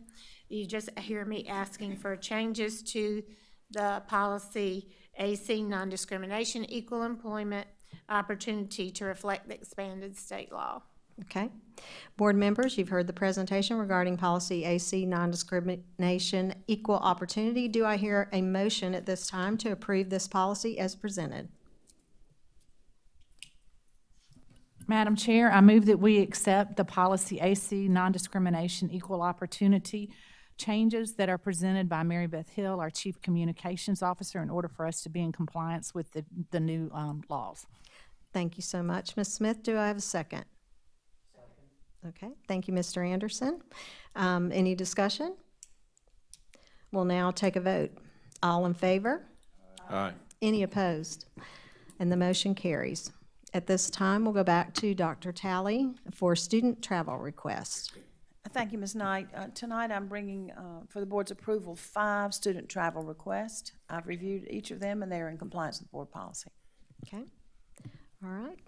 Do I hear a motion to approve 5 student travel requests as presented? Madam Chair, I move that we accept the 5 travel requests as presented by Dr. Talley. Okay. Thank you, Dr. Pitts. Do I have a second? Thank you, Ms. Green. Discussion? We'll take a vote. All in favor? Aye. Any opposed? And the motion carries. I'll now go to Mr. Butler, our Chief Financial Officer, to offer a resolution to approve the general obligation refunding bond. Thank you, Madam Chair, members of the board. If you recall, we issued some Build America bonds back in 2009. These were part of the stimulus bonds that were authorized through the federal government, where we would issue the bonds, and then the federal government would promise to pay a subsidy payment, and basically in the amount of the interest that we normally would pay. Well, a couple of years ago, if you remember, we had sequestration cuts, so it was across-the-board cuts. So that also meant our subsidy payments were cut to the effect of some 8 or 9%. So the adoption of the resolution for the issuance and sale of about $62 million and the general obligation refunding bonds for the district would prevent us from any further cuts from the federal government, because we wouldn't have to worry about that. That'd be a part of the refunding. And then on top of that, with the current bond market, we would see a savings of about an additional $4 million. And that could change a little bit depending on the market when we actually go to sale in January, but that's what the projection is now. So the administration is recommending adoption of the resolution, and I'll be glad to answer any questions. Okay, board members, do I hear a motion regarding the general obligation refunding bond resolution? Madam Chair, I make a motion that the board adopt this bond refunding resolution for the 2009 Build America bonds not to exceed $62 million. Okay, all right. Do I have a second? Second. Thank you, Dr. Pitts. Any discussion? I just want to thank Mr. Butler and our financial department for always looking out for ways to refinance our bonds and for saving us money. I mean, that definitely is a help to the community and our taxpayers, so thank you for always looking out for those tax dollars. Thank you. And my comment is, it looks like most of these bonds are between 5.5% to 6.5%. So obviously the going rate is below that, but I would expect market rates to continue to climb. So as a board, that window is closing on refinance savings. And then remind us again the timing of this. Why are we considering refinancing now? Okay, since these were Build America bonds, we could not refund them before January of 2019. Our next payment is due February 1st of 2019. And also, as a part of the President's tax cuts, he has disallowed any further advance refundings, which we have done a couple of times, where we actually go to market ahead of time and ask for quotes from financial institutions on what they would be willing to lock us into for an interest rate, especially when the markets are much better. Now, they're going to go look and say, okay, we forecast them to go up so much, but we still receive bids on that, and they're locked into that. In the past, what we lock into has been less than what the market is when the actual refunding becomes available. But that's no longer, we can no longer do that. So that's the reason for the timing of this. But the original bonds had a covenant of 10 years before we could refinance, right? Yes, that's right. And then this authorization gives you through December 31st of 2020 to time the refinancing based upon market conditions that would be favorable for the district, correct? That's correct. Well, and I have to comment, when I was reading through this and you're listening to your explanation, it's yet another example with the promised subsidy and then the sequestration and then the change, that what the state and federal governments often promise they don't always fulfill. Right. You're absolutely correct. Mm-hmm. Yeah. Yeah, absolutely. Any other questions or comments, board? Okay, we'll take a vote. All in favor? Aye. Any opposed? And the motion carries. I'll go back to Mr. Butler, who will do the declaration of referendum results for us. Thank you. So this request is for the board to adopt a resolution declaring the results of the $365 million bond referendum that was voted on November 6th. It's a legal requirement to declare the results, and then once adopted, the resolution is filed with the clerk of court. Okay. And we would recommend adoption of the resolution. Okay, all right. Board members, do I hear a motion regarding the declaration of referendum results? Madam Chair, gladly. I don't think there's a person on this board that was not thrilled that our community agreed to bless our students with these funds and help us build schools and renovate schools, make them more safe, secure, and provide brick and mortar for them to stay in. So I gladly make a motion that the board adopt the certificate from the Board of Voter Registration and Elections regarding the results of the November 6, 2018 bond referendum in the amount of $365 million. Okay, thank you, Ms. Smith. Do I have a second? Second. Okay, thank you, Dr. Pitts. Any discussion? I just want to thank our community for supporting our students. Absolutely, our community committee, they worked hard, and even our Mr. Salters and Dr. Little providing facts, answering questions. A lot of time went into this, and we really appreciate it. Okay, any other comments? Okay, shall we take a vote? All in favor? Aye. Any opposed? And the motion carries. I would now like to go to Dr. Greg Little for our superintendent's report. Certainly with the lateness of an hour, I will keep my comments brief, but I did want to just follow back up with the board for just a moment and talk about what a great honor and a privilege it is to serve in this community and work with such an amazing board. My wife and my daughters absolutely love living here. Of course, that makes it easy also for me to also love living here. And again, as I say all the time, I'd be remiss if I didn't also recognize the amazing team that we have here in Lexington 1. These folks sitting here, a lot of folks sitting out in the audience tonight.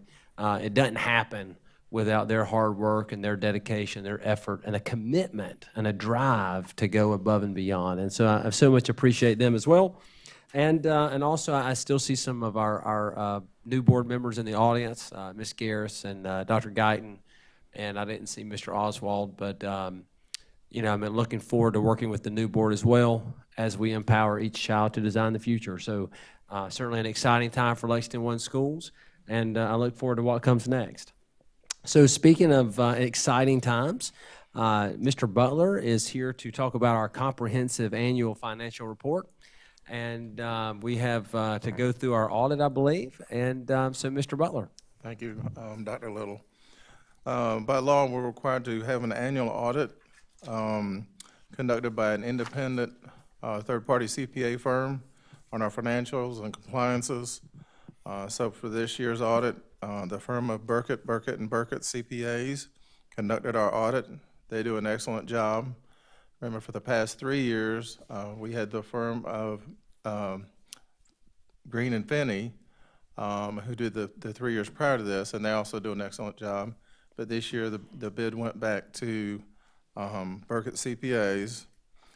Matthew Hodges is the audit manager, and it's always a pleasure to work with him and his staff. I would also like to take a minute to recognize and thank the district's finance staff, especially Deborah Seymour, our Director of Fiscal Services, Dina Bishop, our Director of Accounting, Donna Patton, the District's Controller, and David Cobb, the Director of Business Services. Since they're the ones who do the lion's share, I actually did almost all the work, and I just stand up here and give the report.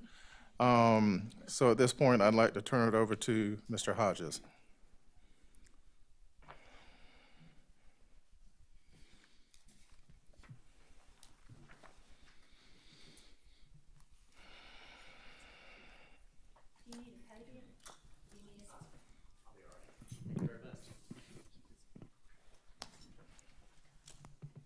Madam Chair, members of the board, Dr. Little, thank you very much for your time this evening. Appreciate the opportunity to present the results of our audit. We are presenting again the results of our audit as of the fiscal year ended June 30th, 2018.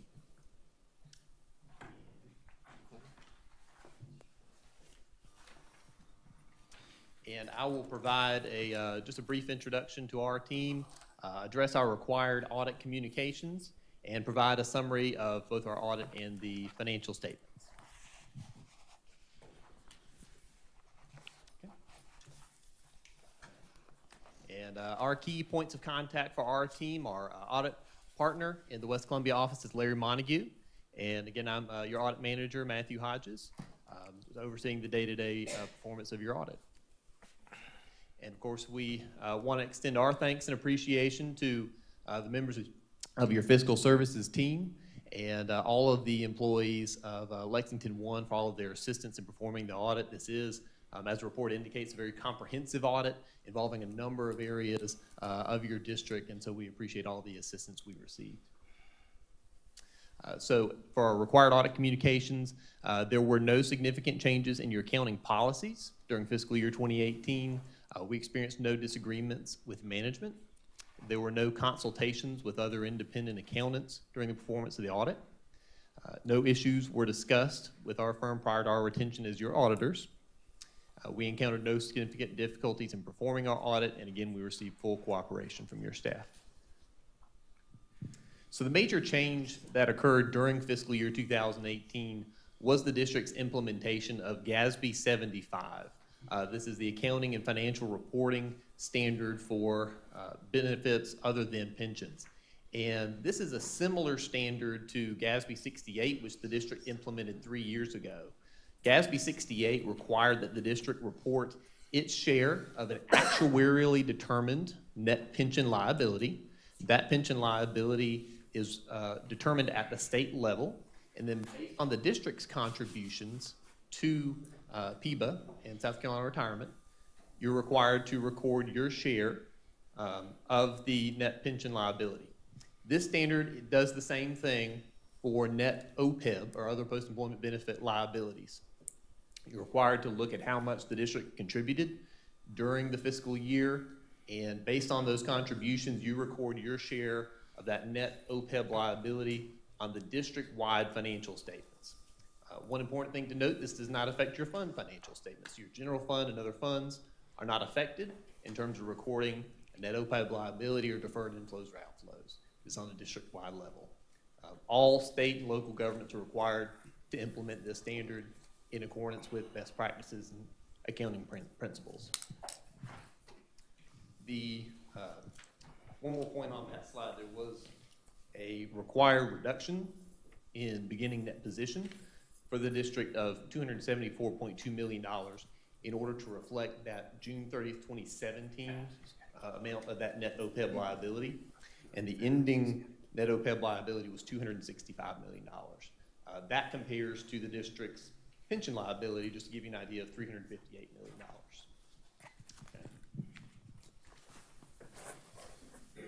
So for our audit, we tested transactions based on our understanding of the district.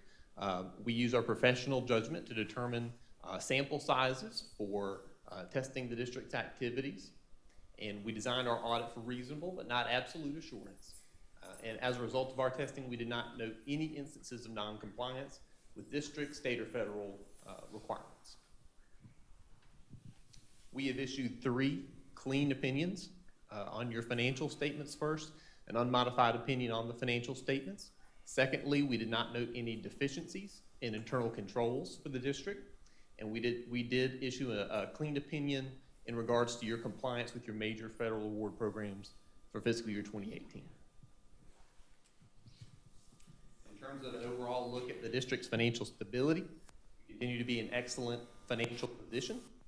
Your Standard & Poor's AA bond rating was reaffirmed with the 2017 advanced refunding bond, and Moody's Investor Service reaffirmed its rating of an A1 rating as well.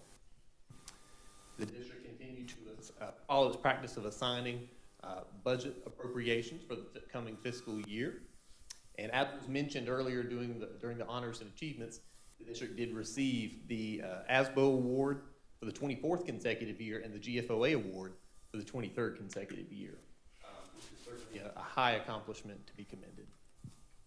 May I interrupt right here for just a minute, Madam Chair? I just wanted to say during the election and the bond referendum, the meetings, I think it's important for people to understand that we think we do a pretty good job, and we think John and his team do a pretty good job. But these are outside companies. They have no game to say that we do a good job other than determining that we do a good job. And so I just wanted to point that out. We're really proud of that outside companies who don't have a dog in this fight say that our district is very sound financially. Absolutely, and these reports are dissected by each one of those organizations to ensure that you are in best compliance in addition to your audit. So absolutely. As also was mentioned earlier, the district is certainly a growing district, both from a student population standpoint. Your comprehensive annual financial report shows that your student population increased by 615 students during fiscal year 2018, as well as property value growth of 3.6% within the area compared to the prior year. Looking at the general fund, the overall general fund balance increased by $6.8 million in fiscal year 2018. When we compare revenues in the general fund to the prior fiscal year, you saw $6.8 million in additional local property taxes, $5.1 million in additional state EFA revenues, and $2.7 million that was designated for the state for fringe benefits. General fund expenditures increased by $14.4 million. Overall, the district increased its employees, the number of employees, by 33. You saw salary increases to those employees, as well as state-required increases in insurance premiums and required retirement payments as well. The general fund balance at June 30th of 2018 was $51.9 million. Of that $51.9 million, prepaid items represent $1.1 million. The amount that was assigned for the fiscal year 2019 budget was $9 million, and the remaining unassigned balance was $41.8 million. That represents 16.8% of your total general fund expenditures. The district policy requires a minimum of 7%, but the GFOA actually recommends an amount in the range of 16.7%. So you're right in that area, representing 2 months' worth of your general fund expenditures. How has that percentage trended over the past couple of years? Have we stayed around that 15–16% as the general fund budgets increase? It is an increase from the prior year. It is. We fell slightly below the GFOA recommendations actually the last couple of years, but this puts us back right at the recommended fund balance recommended by GFOA.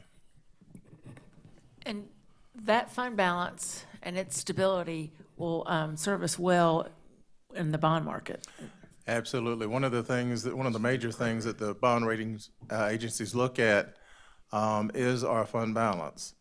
They look at our fund balance, our management of finances, the growth within the district, those kinds of items. Those were all things that were favorable to the district.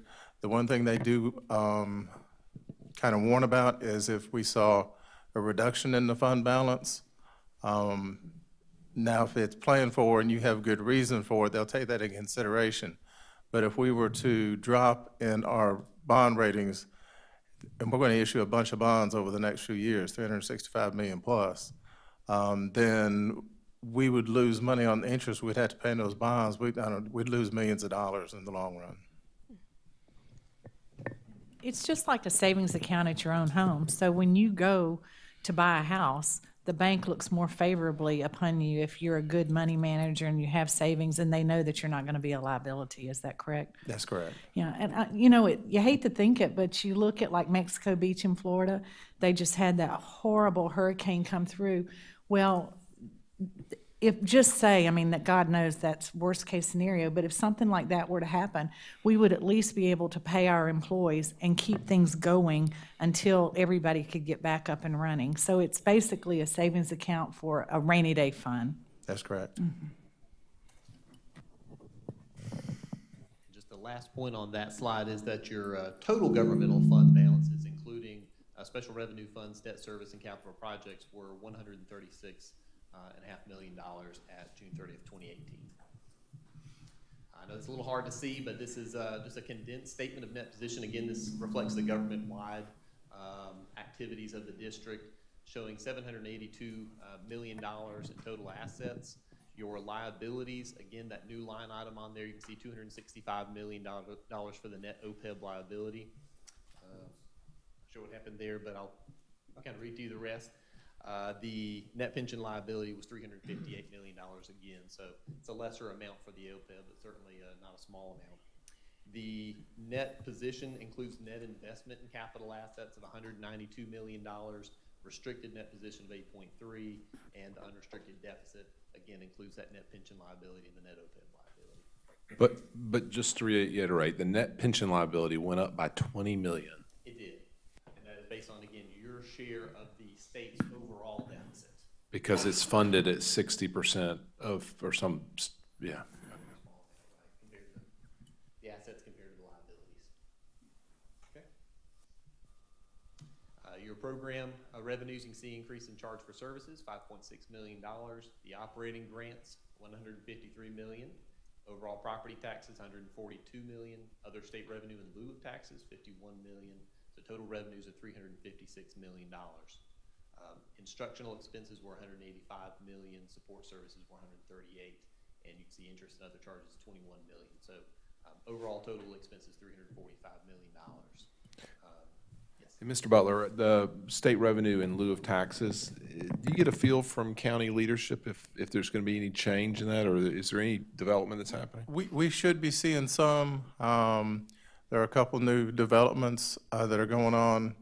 The solar panel out in the Pillion is a pretty large undertaking, and that's the fee in lieu of. The offset to that is, as we see some of these companies that are coming to pay in the fee in lieu of and reach different stages according to their agreement with the county, if they've met their requirements, then they actually see a drop in the amount of fee in lieu of that they pay. Overall, I think we'll still continue to see some kind of an increase in those fee in lieu of payments. And there at the bottom, again, you can see the increase in net position of $11 million. That does include, as you mentioned, the GASB 68 pension liability increasing. So even with that going up, you still have an increase in net position for the district, which just speaks to your strength. That net position did decrease overall, again, because of the adoption of GASB 75. All done with my presentation anyway, so at this point, I'll be happy to answer any questions that you may have.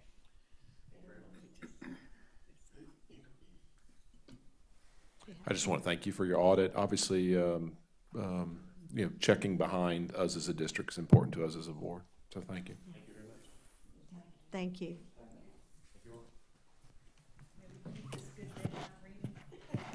Can I ask a quick question, Mr. Hodges? I'm just curious about how many hours does your firm spend conducting our audit?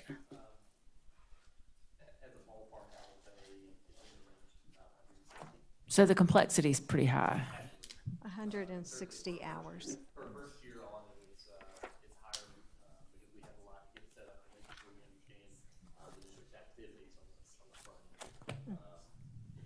And implementation can't be 75. Well, and I appreciate you being able to take 160-something hours and put it into 11 minutes, so.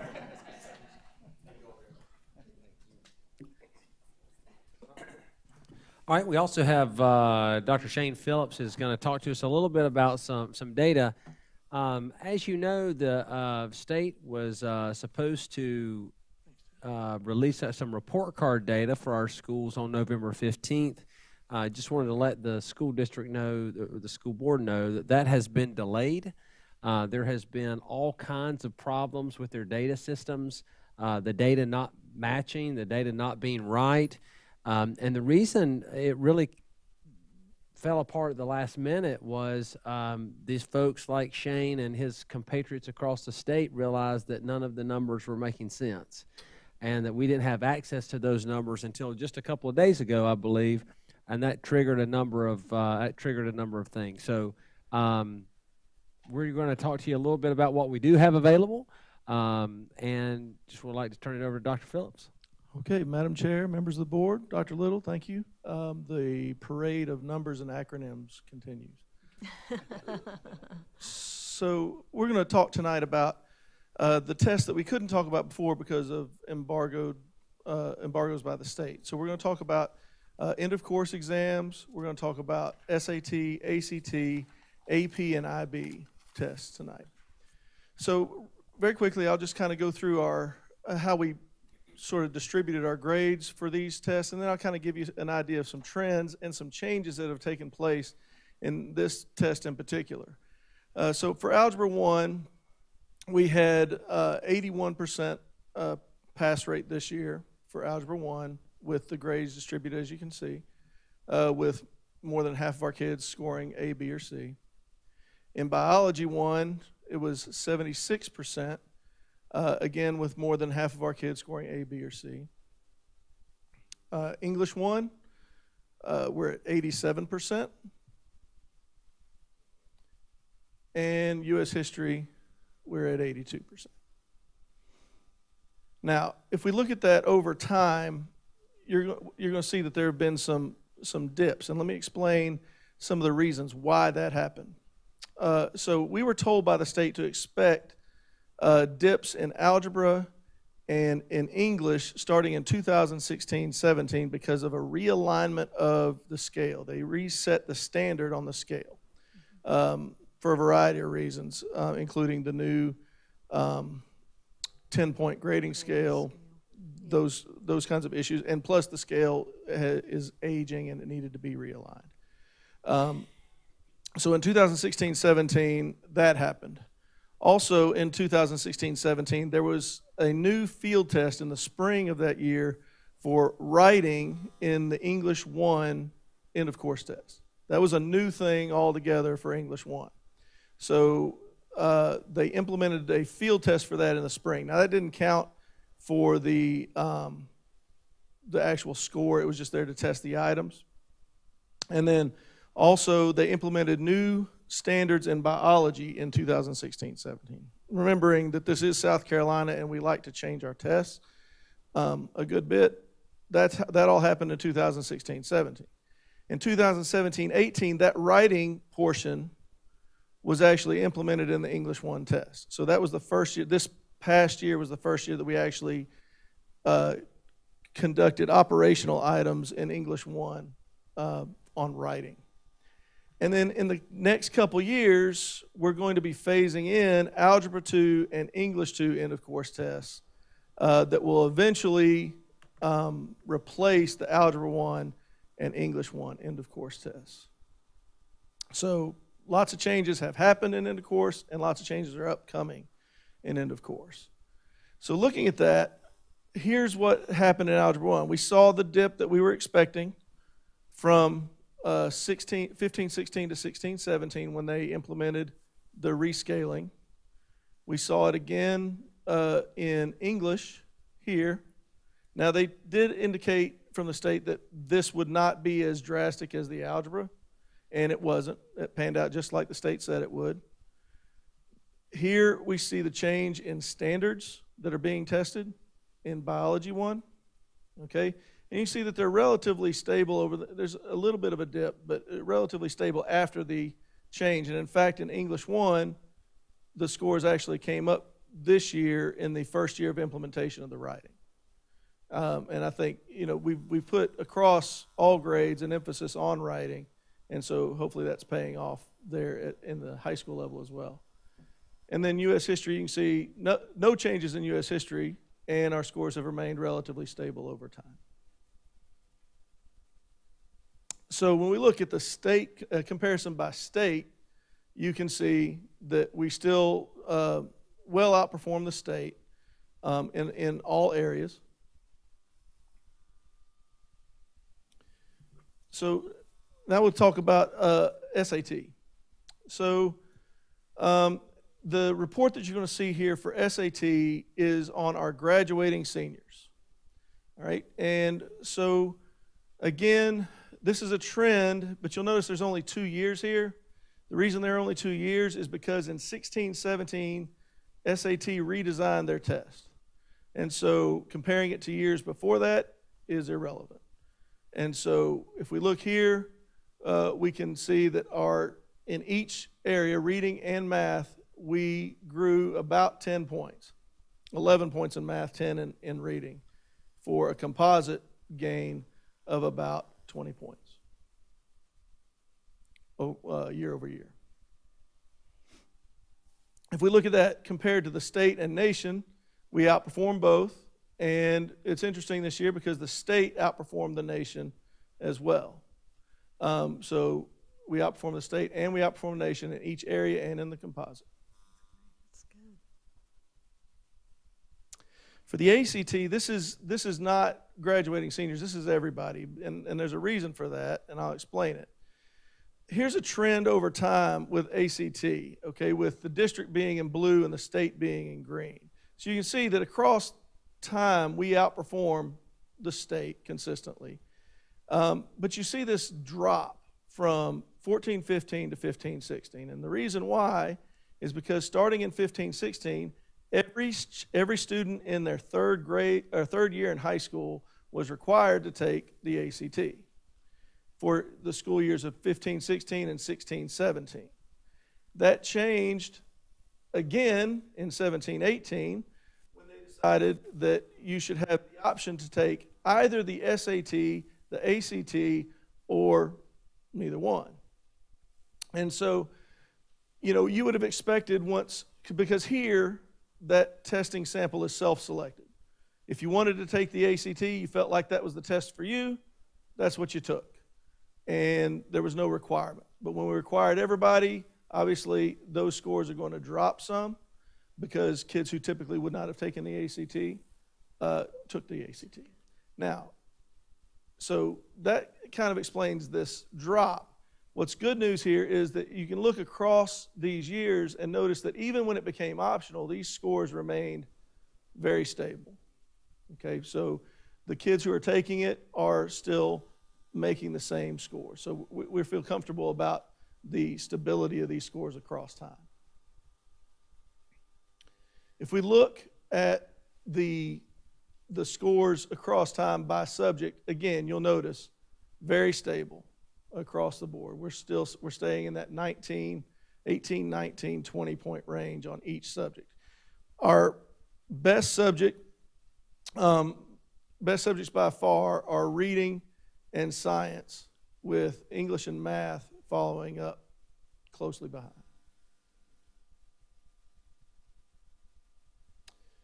AP and IB, we've been putting a big focus on getting kids into more rigorous coursework over the past few years. And so if you take a look here, this is our AP test pass rate compared to the state.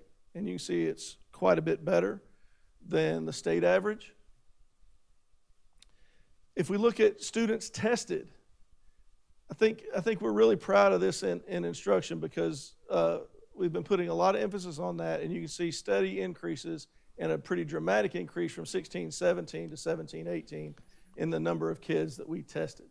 I'm going to jump in this, and I'm going to steal some of your thunder. I know you're going to talk about this. So keep in mind, remember what we talked about earlier with USC's Palmetto College. So what you see here is a high school trend of over 100 kid increase taking AP tests, and at the same time, another 100 or so kids from last year to this year taking dual credit classes. So when people talked about, when we brought dual enrollment really at a much higher level here, there was always some concern that, well, is it going to impact the number of students who are taking AP? And I think what you see here is quite the opposite. It really illustrates there's enough rigorous coursework to go around. So now this year, over 430 students taking dual enrollment classes, and look at the number of students tested in AP as well. So huge enrollment increases from one year to the next, and I guess our scores. I may be stepping on your next slide, but and our scores were stable. So if you notice in this slide, our scores are stable, even though we're testing a lot more kids. So that is a great sign for us as well, that these students that were not in more rigorous coursework ahead of time are now in this coursework, and they're still succeeding. And we have this other group of kids, and I see Mr. Poole out here, and we have this other group of kids who are taking dual enrollment as well. That's a lot of college credit, a lot of rigorous coursework being taken in our high schools, and that's pretty cool. And it speaks toward our efforts to meet that profile of the South Carolina graduate and those multiple measures that you can use for the state report card to get to that college and career readiness measure. We're making great progress in that area, I think. If we talk about IB, you'll see some of the same trends. So this year, we awarded twice as many IB diplomas as last year, and we had more than twice as many attempted. So a lot more, and you know, those numbers for folks that don't know about IB look kind of small, but that's a really, really, really hard thing to do. Now, that will increase now that we've added the elementary and middle schools. Yes, and we have our IB department is really making an emphasis on recruitment, and we want to continue, that program is going to continue to grow is my anticipation. Right. And so you'll see, again, that the number of tests that were taken doubled, and the pass rate for those tests actually increased on IB. Great. So before I take your questions, I did want to just mention again, reiterate something that Dr. Little said about the school report cards. There were quite a number of problems with those report cards. The state initially was going to release those, as we mentioned before, on Thursday. The problems were quite dramatic and extensive, and so the nerds like me around the state raised quite a stink about it, and so some of those things are being addressed. I don't think the reason that's going to be stated for the delay is all of the things that they're going to be looking at, I hope, because there are other things that they need to address aside from the one school quality measure. So we're continuing to gripe. All right, I'll take any questions you guys might have. So thank you, Dr. Phillips. Yes, sir. So the averages are very helpful. Something we may want to consider for future iterations are like a distribution, you know, like a 95% distribution, because I think also as a board, we want to understand how those lowest performers are moving. And obviously the goal is to tighten that distribution and then move it up the continuum. So I think we've gotten some good insight on the high flyers, but we also want to focus on the low flyers. Yes, sir. And how are we doing as we work those averages. So, but thank you. Yes, sir. Others? Yep. Anyone else? Thank you so much. Thank you. Okay. All right, Dr. Little? Oh, it went to, okay. Were you going to go? Oh, yes. So also we have an operations update. Mr. Salters, I believe this is going to be a regular occurrence over the next little bit. So if you could. Absolutely. Absolutely. Yeah. I think you're going to be really busy. Yeah, we will continue to bring you pictures of our new construction projects, and certainly we'll be launching many of those over the course of the next few years, and we'll have a lot of pictures for you to look at and opportunities for you to visit our campuses where these projects are going on. Tonight, Beechwood Middle School, just want to give you a few glimpses of this. It's always tough to follow you know, the CAFR and accountability reports, but I'll plug my way along through this and also the hours at hand. So we have, Yeah, pictures are, yeah. So we have significant progress at the site. I wish the ground looked like this now. Many of you were at the site last Tuesday for a tour, and it was pretty wet then, and it has not gotten any better. In fact, it's only gotten worse. So there's a lot of mud that they're negotiating around the exterior of the site. The good news is they're able to continue on with work on the inside. A lot of these areas are roofed and in the dry now, and so we can make some progress inside. So just to orient you again, this is the front of the school here, the front parking lot. The main drop-off drive will be here. Front entry of the school is here. Auditorium and gymnasium here, and our front office, and then our classroom wings and cafeteria in the back. And then this is kind of a more direct shot there as the front entry is taking shape.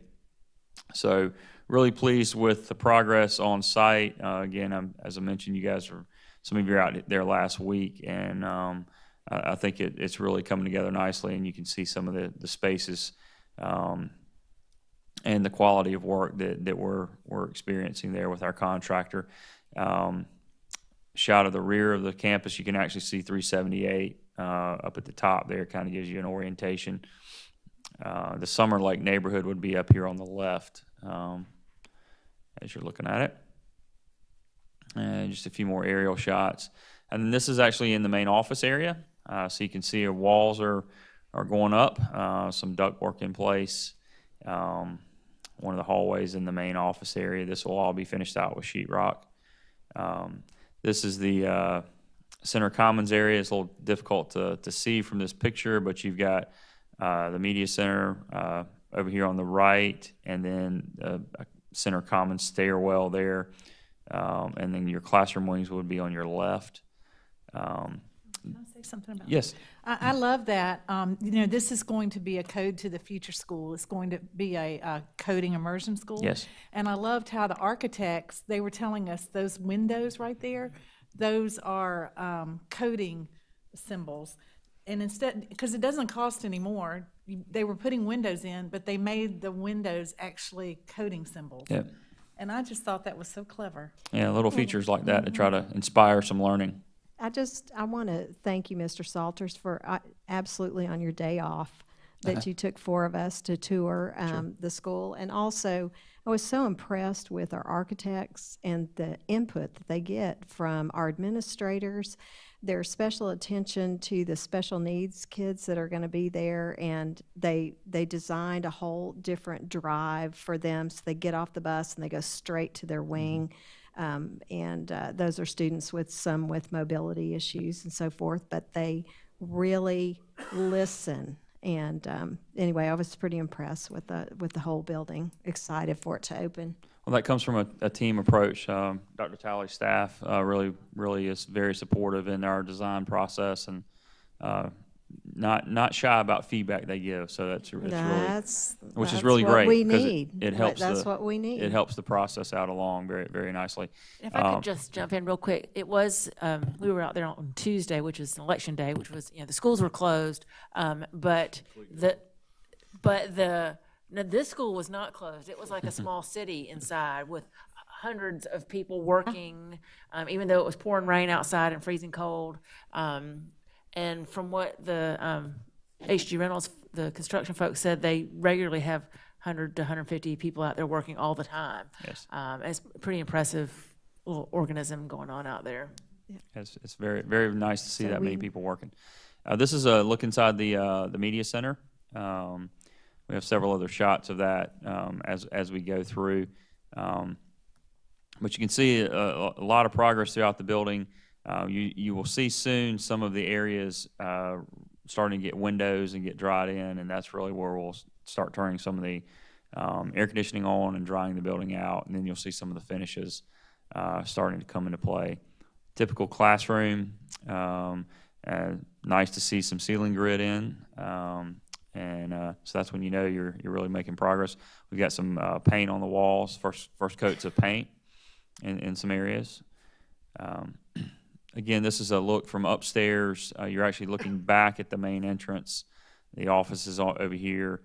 You're actually looking right there at the school resource officer's office, which is located right there at the front entry. And then the library media center right here on the left. This is actually a shot from upstairs, but you're looking out through the windows of the media center across the way to a couple of the fine arts classrooms. Again, in that area. And this is your main entry and your first classroom wing over here on the right. Mr. Salters, I just wanted to comment too. I was so impressed with the functionality of the building, but even more so, am so impressed with all the security and safety features that you guys have worked with the architects and designed. The school felt so secure, it's encapsulated. Some of the things you put in for the entrances, in fact, you were telling us when we were walking out, I think it was on the end of one of the halls near the media center, y'all were talking about how you tweaked that to make it even more secure. And, that's what we hear from our parents. So I just really appreciate y'all working with them through and that. this is a good example of some of that feedback. We have natural light. You have a balance between natural light and then also safety and security. And in this school, we have door frames that have a side light. You can kind of see it right here. This is the doorway, and then a side light piece of glass there to be able to look in.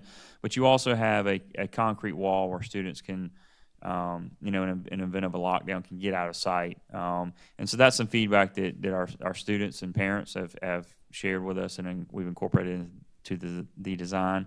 This is a hallway, classroom hallway, very similar to what you might see at River Bluff, where we use this model where it's wider as you start unloading students down the corridor, and it gets more narrow as you get to the end of the hallway. Just more efficient way to use the space.